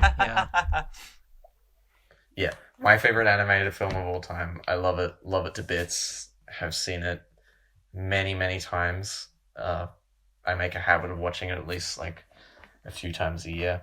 Yeah. What did you guys think? Because I want to know your thoughts specifically, Luca, because you had not seen this before. Which is crazy. I think it's unbelievable you've Yeah, never which is seen this fucking before. crazy. Yeah, before I ever. Yeah. literally told Jules this when we watched it. I said I probably have seen it before. I just don't remember because I was very young. So, yeah, like Wallace and Gromit as characters, they were very recognizable to me. There was moments from the short films that we also all I watched. mean, they're cultural icons. I know they're icons, but like there are specific moments from some of the shorts that I actually remembered, like that kind of sparked like memory boxes in my mind that I didn't realize I had, like that robot dog in one of the shorts, Yeah. like I remember that so distinctly when I Crystal. watched it again. I was like, huh? Yeah, sadly I didn't no random memory jolts were made because of this movie, but I had a really fun time with it. There is just Hell yeah. there was just like barely any. There's like nothing wrong about There's no the problems. movie. There's like no problems. There's very little yeah. fat. Yeah, there's like very little fat to cut in this movie. It's like so perfectly, like tightly It's paced. Very a tightly paced. perfect movie. Yeah, Yeah. like there's just like when it comes down to like giving it a rating, like I guess it just like the final factor is just personal connection and how much it resonates with you. Because in terms of the technical and the tone and the voice performances and all the nitty gritty, there is just nothing really wrong with it at all. It flows together so blissfully and nicely. It is such a fun premise and tone and setting, and it's filled to the brim with funny ass jokes and charming characters. So yeah, there's nothing really not to like about it. And yeah, it's just such a fun time. I loved it. I really loved it. Yeah, Timmy. yeah. So this is a very nostalgic movie for me. I think I must have seen this at least like 25 times when I was a kid. I was head over heels in love with this film. And Me I didn't too. realize Still I am. didn't yeah, and I didn't realize until like I got a bit older that this was like a big thing in like in England. Like Wallace and Gromit are like Paddington level like beloved characters. I guess maybe not that beloved, but like The the Mickey kind of the Mouse. same. Paddington's kind of a British icon The as Mickey well. Mouse of Yeah, like kind of. UK. Yeah, something like that. Because that was when I discovered the shorts, and I had seen a Grand Day Out before, and I think I might have seen like parts of for a matter of Loaf and Death like beforehand, but I never seen any of the shorts, which I loved. I mentioned before, but like this one I've seen so many times to the point that like even before I watched it, like I sat down and thought to myself, how well do I remember this movie? And I could pretty much remember most of the set pieces in this film because they're so memorable, you know, like like it's weird, like it's so like it doesn't give a fuck in the sense that like it just does whatever it wants. Like it really is like that. The opening 10 minutes of the movie is so creative and it's so like Oh, just it's so so great. much fun, you know, like they have the contraptions, you know, like it starts at like the Yeah. way that they It feel introduce it the feels just characters. like classic Wallace and Gromit. Yeah, the way they introduce the characters and explore their backstory through like the photos while like the theme plays the dun dun dun dun dun dun dun dun Uh, Dun, like dun, yeah, while that dun, dun. goes, it's yeah. And so it's like good. Like you get the whole dynamic and like their whole character with just very from little those like dialogue, just from those little photos. yeah, with Yeah. zero dialogue, and it's like Yeah, I and mean even Gromit then, doesn't speak at all. yeah, and Gromit doesn't Yeah. speak at all. Like And it it's tells you everything you need to know. yeah, it's so like it doesn't waste your time. It just jumps right into it. Like the action What? scenes, if you want to call them that, like Yeah. are so fun and It's so kind of just an consistently introduction entertaining. to them as well. Like Yeah. you don't necessarily need to have watched the shorts Mm. to understand this. Like which is how I watched it the first time. I'd never seen the shorts before I watched this first time. Yeah. It's just like you know their whole vibe instantly, and then you're just straight into it, and you're kind of safe in the Aardman hands. What I love Yeah. about that opening though is that even though like you said, you don't need to watch the shorts or anything else to watch it. It's still like that music and like having the photos and like the text pop up on screen. Like it starts off in like a very nostalgic way. So even if like you Yeah. hadn't seen any of the shorts, like you still feel like a sense of like charm. It feels and, familiar. Like, yeah, in a way. it feels Yeah. very familiar. It feels like visiting like old like relatives or something, like Yeah. family members you hadn't seen in so long. It almost kind of feels like that's that. a great way of putting it. Yeah. And it's yeah, and it's so I was afraid going into this that I was a bit concerned like am I like going to be too old for this movie because like you have to keep in mind this is a G-rated movie. Like this is a movie for literal babies. Like but I'm unlike other times where I've said that as a negative, like this is like just a statement of fact. Like it is made for a very young audience.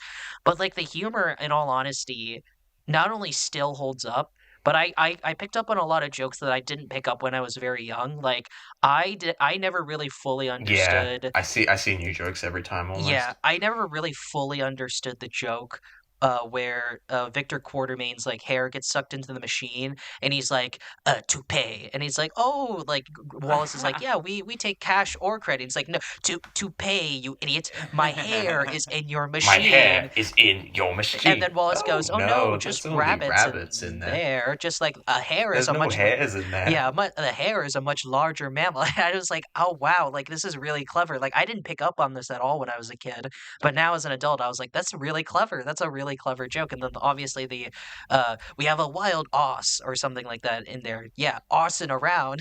Like I didn't pick up on that either. Yeah. Yeah, and that was like a really clever joke. I was like, "Wow, this movie's a lot a lot My smarter than my I would favorite joke. remember." I don't know if you picked up on this, Timmy, is Sure, yeah. the ending scene where he transforms back into Wallace and then wakes up and he happens to be naked. So Oh, yeah, Gromit like- gives him a box, and on the box it says may contain nuts. Yeah, I saw that. And That was really I funny. noticed that just like it.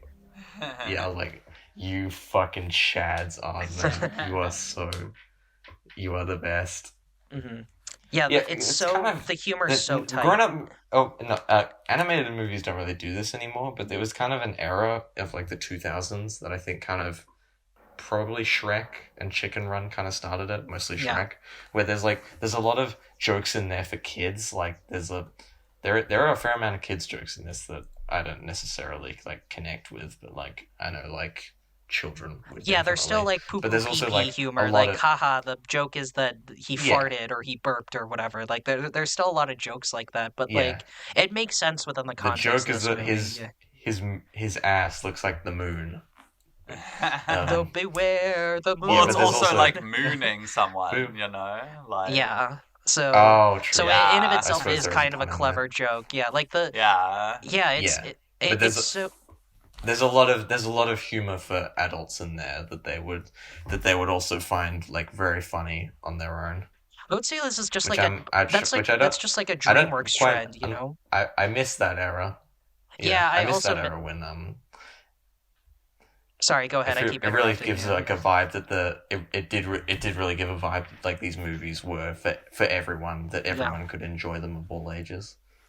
Here's why I'm so confused, like why like cynical like dipshit adults just like, oh, it's a cartoon that's for babies, but there's plenty of great stuff, you know, for adults to enjoy. Like I don't really understand, you know, but even like the stupid humor, I find so like I can't help but like laugh. Like probably one of my favorite characters in the entire film that isn't Wallace and Gromit is the priest, because like he just says the corniest jokes Yes. ever, but Yes. but he commits so hard to them that find them really funny. Like the joke where where like he's like a bullet. It's like a bullet, Oh, a I bullet, love that. a Yeah. bullet, Wait, and then he's like Timmy, let's do it now. bullet. To kill such a creature, you would require nerves of steel and a bullet. Bullet? Because you have to remember A the thunder in the bullet? background. A bullet? Oh, what kind of bullet? A bullet of pure gold. Gold. Yes. 24 carat. And I laughed so hard at that joke, even though it was the corniest shit Yeah. ever. I was just like, the way he And then it committed makes- I know, that it's joke so funny. is It's so so- funny. It makes the golden carrot at the end even funnier as well. Like, Yeah, it's oh, God, it's yeah, and honestly, like it. Not to, if we're gonna talk like comedic performances, I fucking love both Helena Bonham Carter and Ray Fiennes in this movie so much. Like they Oh, fully it's so commit funny. to how Yeah. wacky and like absurd the movie is. Like I've never thought I'd heard the phrase like "Come on, you pipsqueak," you know, like things like that from like Ray Fiennes' mouth. But like he really sells them, you know, when he like traps Yeah, I Wallace and know. then He's makes so him like. so kind of over the top, but also very very funny at the same Like time. when you compare this shit to like Prince of Egypt, where he's like fucking Ramses or whatever, and it's like such a stark like difference in, Yeah. in like performances. It's so I love Ray Fiennes so much, but yeah, Helena Bonham Carter also too. Like I love her kind of like. I mean, I'm not English, so I can't really like speak to this, but I love how like posh and like upper class like she like exudes. It's like an owl. I can't wait for an hour. I've got a rabbit infestation, something Oh, like have that. a I remember major something like that. infestation. And then she Yeah. walks to the door and is like, "Oh, thank goodness you're here." Yeah. She's kind of like ditzy a little bit, like a bit of a dumb kind of aristocracy kind of breed. Yeah, it's like she's like a let them eat cake type aristocrat, if that makes sense. Yeah, like a Marie Antoinette. Yeah. Mm-hmm. So, yeah, so many jokes in this film that I was just really loving. Even like some of the more awkward jokes where it's implied that like the were-rabbit Wallace is like kind of a weirdo, where it's like when he sees the fake like girl were-rabbit, he just straight up smacks her ass or whatever, and I was just like, whoa, like Yeah. that was kind of weird. Yeah. It's just like he lost his Riz powers and they turned into sexual harassment powers. Yeah, yeah, it's like the anti-Riz. It's like he when he becomes a were-rabbit, he also becomes an incel too. So they're like cheating on lady. Yeah, I mean, he's kind You of know a- what he's I kind of love a- about these movies? It's just such a weird like detail, but I love that he never gets the girl. Like he has like the Omega Yeah. Riz like at the beginning of each Yeah. of these shorts. Like somehow Wallace, he's got like that shy guy, like little goofy little dude Riz, and then by the end of it, Well, it's kind of like There's a reason. There's a reason for each one. There's like the Wendeline because she didn't like cheese mostly. Yeah. It's like nah, fuck Yeah. you, Yeah, bitch. that was so You don't funny. like cheese. You Not can't be even with me. That was so Wensleydale. Yeah. And then I guess he didn't get her because she was aristocracy or something. I don't even And know then the why other she lady, she happened to be a serial killer. and she also died, so like there's no way guess they m- could have patched that up either. So Yeah, exactly. She got eaten by a crocodile. Yeah. I guess I never really understood why they couldn't hook up though, because she straight up said, "I have feelings for you," like during the scene where he's like trying to hide his were-rabbitisms and stuff, So I didn't ever really understood, but I was like, I again, guess this she is was kind of like, she kind of meant that, where she was just like, yeah, let's just stay friends. Like, yeah, he got friend zoned it was hard. kind of too traumatic of an experience. Yeah, fair I mean, enough. I don't blame honestly. her. So yeah, and it's so I was really after I saw after the wrong trousers and a close shave. I knew there was like a big set piece like that.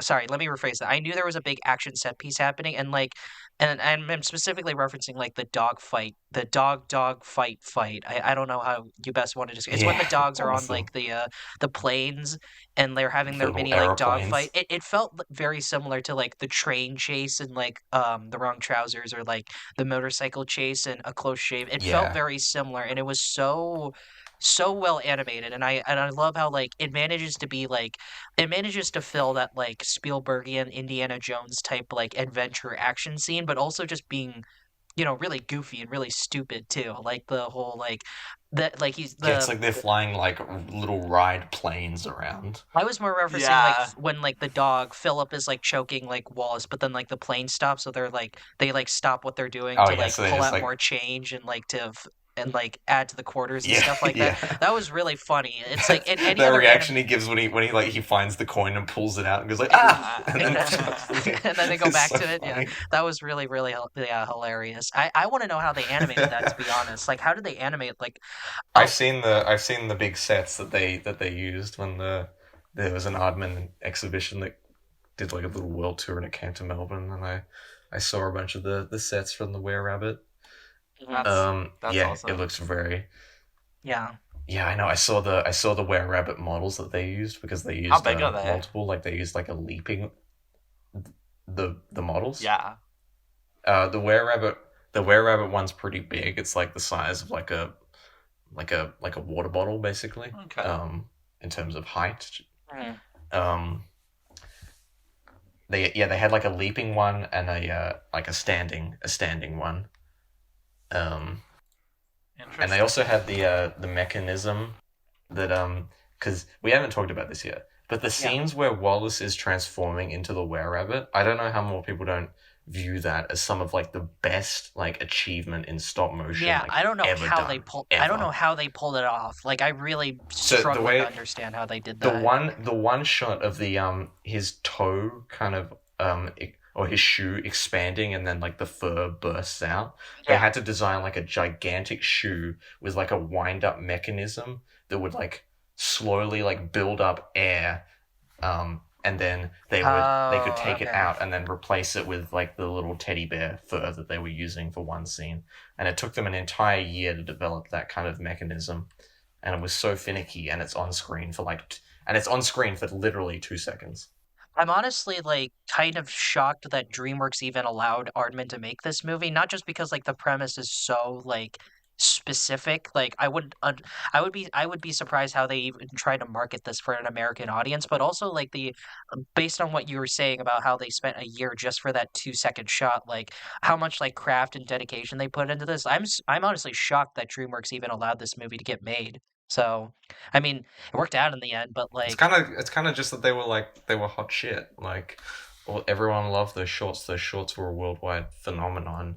yeah. And And Jeffrey I'm sure Katzenberg, like, is kind of greedy Yeah, as he is, he's was pretty good at like spotting talent and stuff. Yeah, you gotta give him some credit. Um, Like, because even though he's like a greedy piece of shit and like makes really stupid, dumb fucking decisions, like you gotta give him credit. Like when he sees talent, he really he really sees it. I mean, he is like partly responsible for the Disney Renaissance, so like that's got to The count for Disney something, Renaissance. Yeah. Yeah. So He he he was there's a great documentary that everyone should watch called A Grand Night in the Story of Aardman, where they talked about the production of this film, and one of the stories that was told was that the Jeffrey Katzenberg, being a big American business mogul, did not really understand the British ways.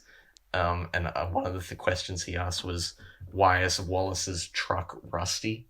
As if he was kind of be expecting to drive like a big why isn't he fancy driving a Ferrari? sports car. Yeah. Yeah, why isn't he driving a Ferrari down the block to catch a rabbit? It really kind of goes to show how out of touch these Hollywood executives are. Just like, what the fuck are you talking about? Like, Also, do you know like, what you're saying? Yeah, like they literally they're kind of established dumb. that- There's a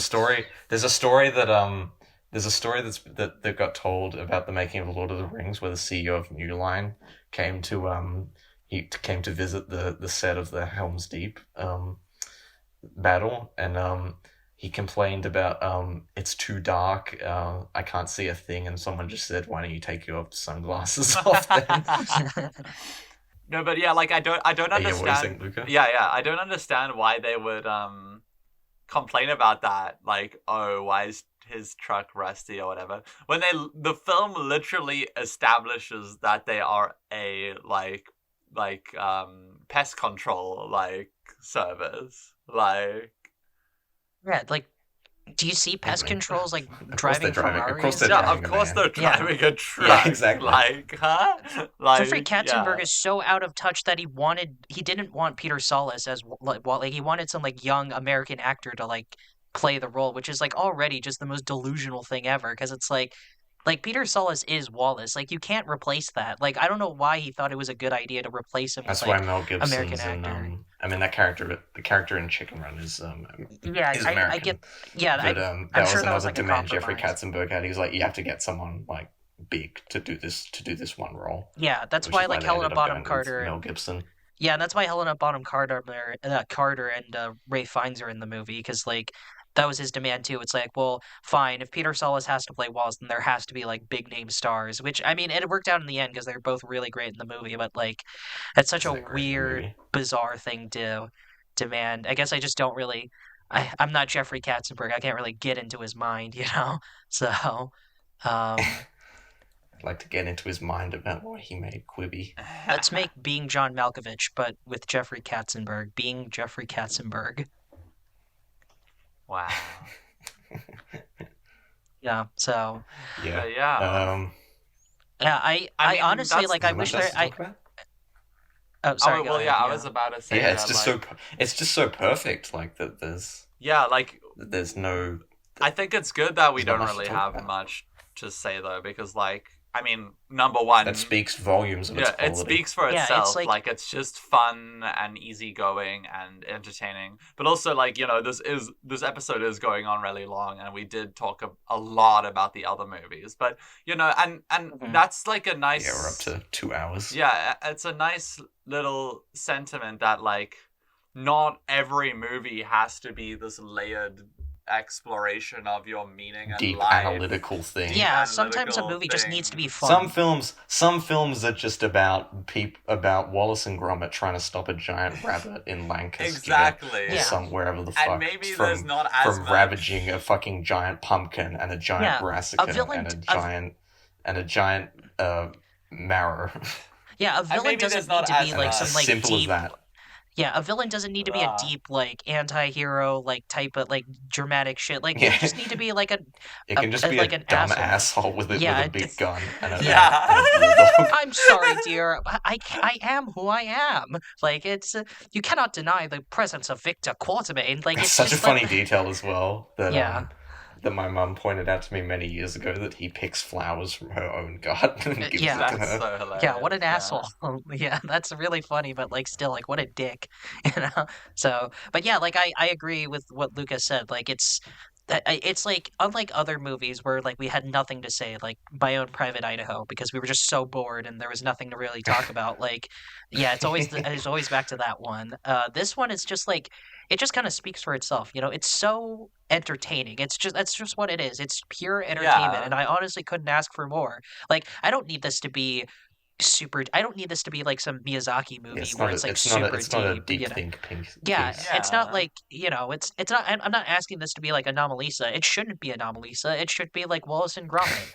You know, it should just be pure Yeah. fun. Should just be entertaining, and it Pure accomplishes fun, pure exact. entertainment, Yeah, and and it pure accomplishes. craftsmanship as well. Yeah, and it's so well made too. Like just because something's fun doesn't mean it's lazy. It's just like just because it's like fun doesn't mean there's like artistic merit to it. Like as you mentioned, like they put so much effort and so much love and passion into this movie, and it really shows. Like the fact that a It grown took ass they adult, spent 5 years on this. yeah, the fact that a grown ass adult can still find a lot of entertainment and enjoyment out of like a movie for babies, like that really goes to show how well made the movie is. It's like I really Not can't a ask movie for for babies, a movie for yeah. everyone. Yeah, I really Yeah. can't ask more for this movie. It's like it accomplishes everything that it wants to accomplish. There really isn't much else to say, but that's just how good it is, you know? Like, damn, it's such a Mm, fun ass movie. I really, really love this. I love this with all my heart. So, despite, yeah, the rating I gave it, but like, but it truly is like a The 7 masterpiece in out of its own 10. right. just give it a 10, bro. Yeah. Would you guys say this is your favorite Aardman? I mean, I don't know. Luke hasn't seen a lot Yeah. of Aardman movies, so I guess like yeah, but I mean, yeah, this uh, is my It's favorite better than album. all of the shorts, okay. in my opinion.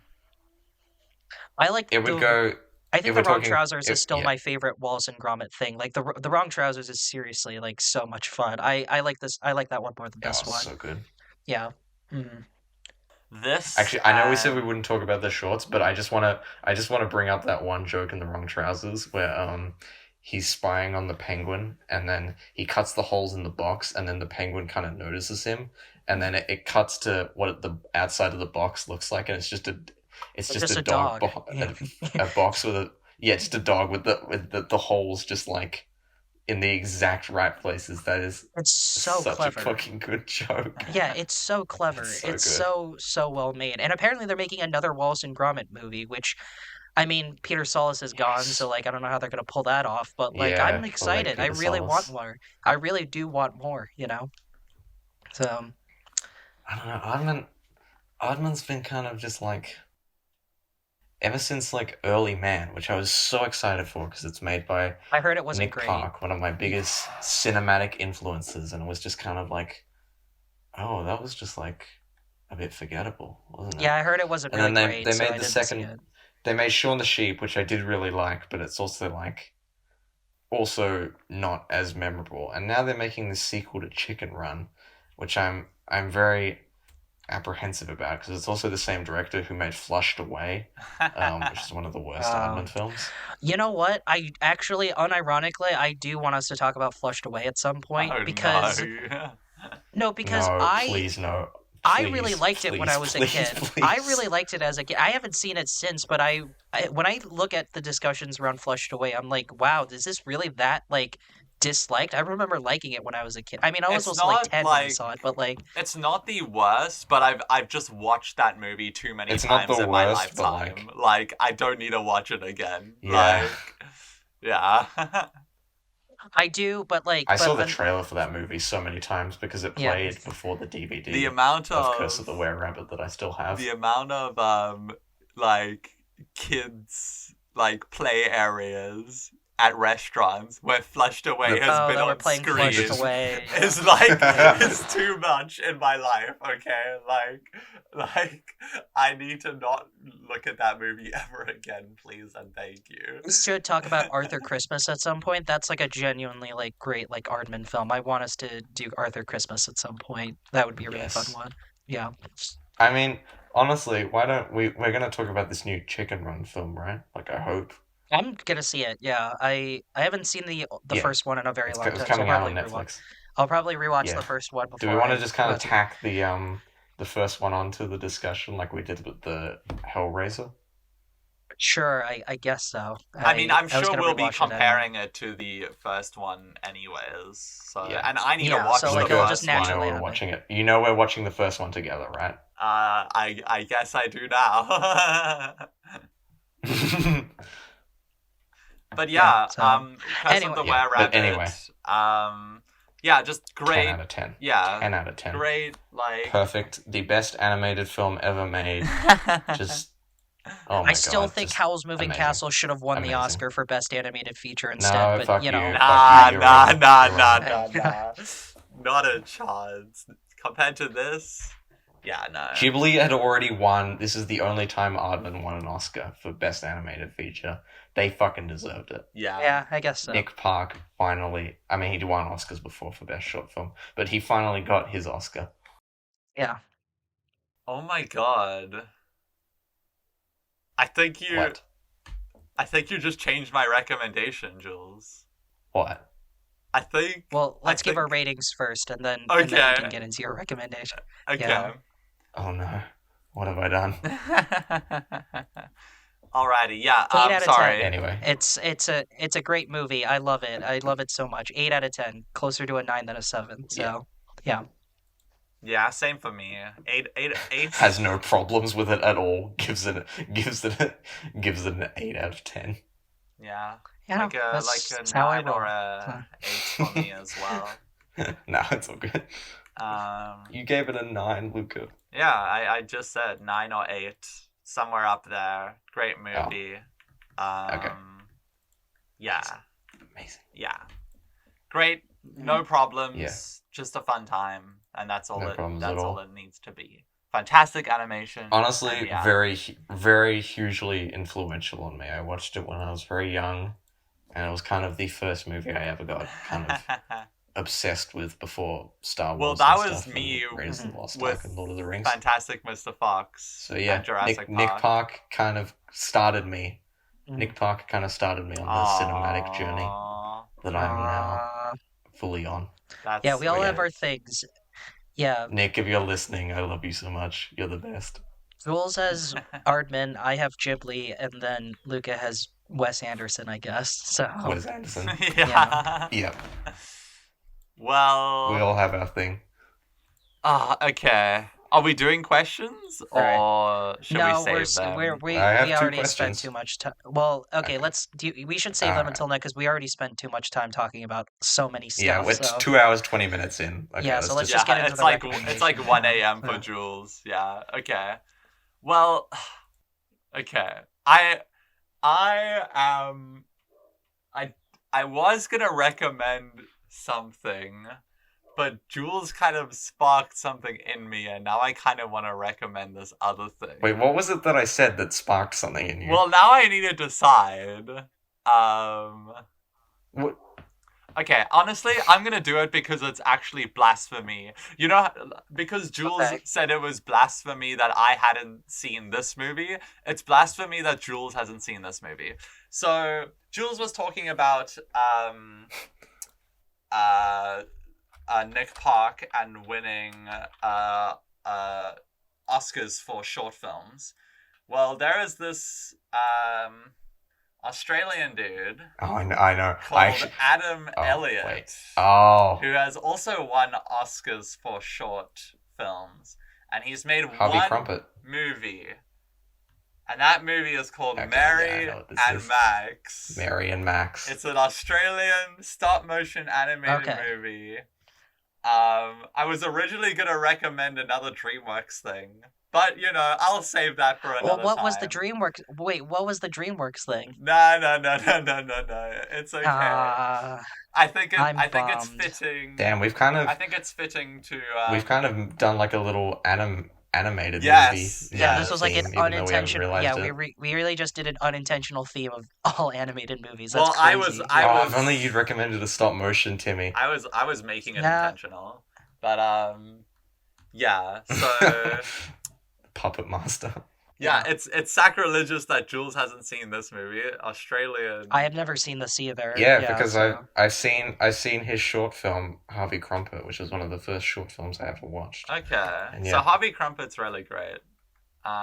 But Yes. Mary it and Max Is is this Have you guys another seen it? Wallace? Is this another Yes. Wallace and Gromit type situation where I should watch the shorts before I watch this yeah. one? Honestly, Or like might Nah. as well okay, just to gain some more sense of the dude's style, you know. okay. But Okay. Yeah, yeah, this has been Mary on and my watch list Max. forever. I don't know anything about this movie. All I know is it's stop motion animated. That's like the only thing I know about the movie. So I'm going in blind. I've seen this movie a bunch of times, but honestly, why not slap it on again? Yeah. And I'm Why not get the also depression again? gonna take this opportunity Oh, to announce the next theme. Oh, okay. Because What? you guys are gonna need What? to know about the theme for the next. Yeah, I was slew wondering of what it was so I can recommendations. prepare my. Yeah, I was wondering what it was Unless so I you can prepare my guys recommendation for want to next do one. another round of random shit, I don't mind. I don't really give a shit, so whatever you want. So I mean, we've done it. We've done our round of random shit. So Okay. let's do a theme, and then we'll Well, cycle back to I random shit. originally told Jules about this theme, and then he was like, "No, that's boring." And then he figured out actually it's not boring because he found out that there was something cool that he could recommend for it. But because Jules's birthday recently passed, and my birthday's coming up very soon. Sorry, Timmy, I don't remember when your birthday is. it's not for a while. Don't worry about it. Okay. You know. Well, I had the idea that why don't we do a theme where we have to choose a movie that was released on our birthdays. Oh God. Okay. So that's the theme for next episode. Don't tell each other our birthdays so we can't go Google like the dates and like see what the other person may recommend. Let's keep this a complete surprise. I thought you were changing it. I know Jules's birthday happened recently, but I can't for the life of me remember what day it is or what month. So yeah. Oh wow. It was last month. Okay, I know it was November actually. Wow, So I have a yeah, lot I to can. pick from. Yeah, so there's Yeah, actually a I'm not decent gonna say amount when of my birthday stuff. is. Yeah. Yeah, Yeah. so I Now I also just have gotta some look for interesting anime. stuff. I just gotta look into the anime section to see what came out. Hey. Yeah. But yeah, that's the So- theme. Movies that were released on your birthday. That's gonna be our next theme. So yeah, thank you Yeah. all for listening to this episode. It was a Yeah, fun if you don't one. want to be It spoiled, was a beefy one. Yeah, Yeah, this was. yeah. If you don't want to be I spoiled think this is for one of Mary our and best Max, episodes. 2009. Honestly, this has been Yeah, amazing. Yeah, sorry, all go that. ahead, finish. Yeah, all that. If you don't want to spoil with Mary and Max, that's the next step movie we're going to talk about, just to be clear. Yeah, so watch it before we spoil it. Yeah, but this was legitimately one of the more entertaining episodes we've recorded. This was so much fun. So, Yeah, this was a goodie. Even Napoleon didn't ruin it. Great because variety of movies, honestly. Yeah. Napoleon didn't ruin it for me because you got to hear me angry, which I guess is rare. I mean, I guess it's not that rare since I was really I angry. got to hear you angry, and then I got to hear you like passionately ranting about something. Yeah, so you got the best of both worlds. We got You the full two sides spectrum the of same Timmy. coin. Exactly. We got angry Yeah. Timmy. Yeah. We got Timmy just thinking another movie that we'd love is mid. And then we got passionate Timmy, which I didn't get to hear. But we got the whole range of Timmys in this episode. Yeah. I got the full Timmy experience. Yeah, Yeah. you really you got served the 3-course Timmy meal of all of his emotions. The 3-act Which are only structure 3. of Timmy. Yeah, angry, passionate, and mid. Those are my three abstract emotions. So, yeah. Well, thank you, everyone. Another day, another dollar. Another one bites the dust. Goodbye. Goodbye. Yeah. Beware of the beast within. Oh my god.